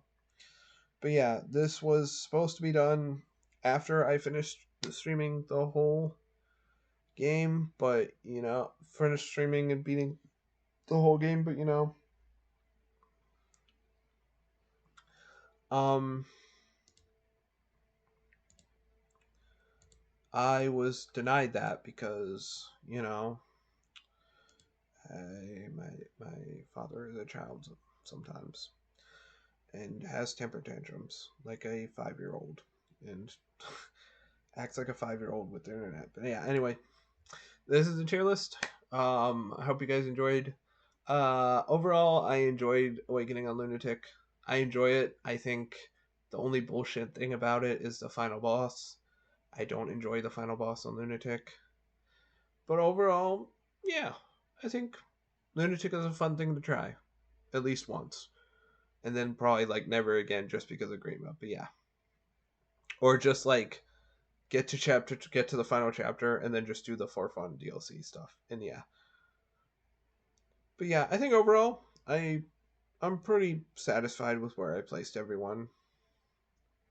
I don't really change much of them. I kind of agree with all of the placements and all that. But yeah, probably a lot of people would not agree with it, but you can yell at me in the comments of the video and tell me I'm bad at Fire Emblem, and obviously I'm a fucking idiot for putting the Henry and D and Donald and B, and like it should be reversed, and like Callum is the best unit in the game and should be S tier, and fucking Robin's the worst and should be C. But anyway, yeah, I'm gonna yeah, but that's it. Again, hope you guys enjoyed, and I hope you enjoy the Awakening Lunatic streams I upload to YouTube when I can. Anyway, peace and have a good one.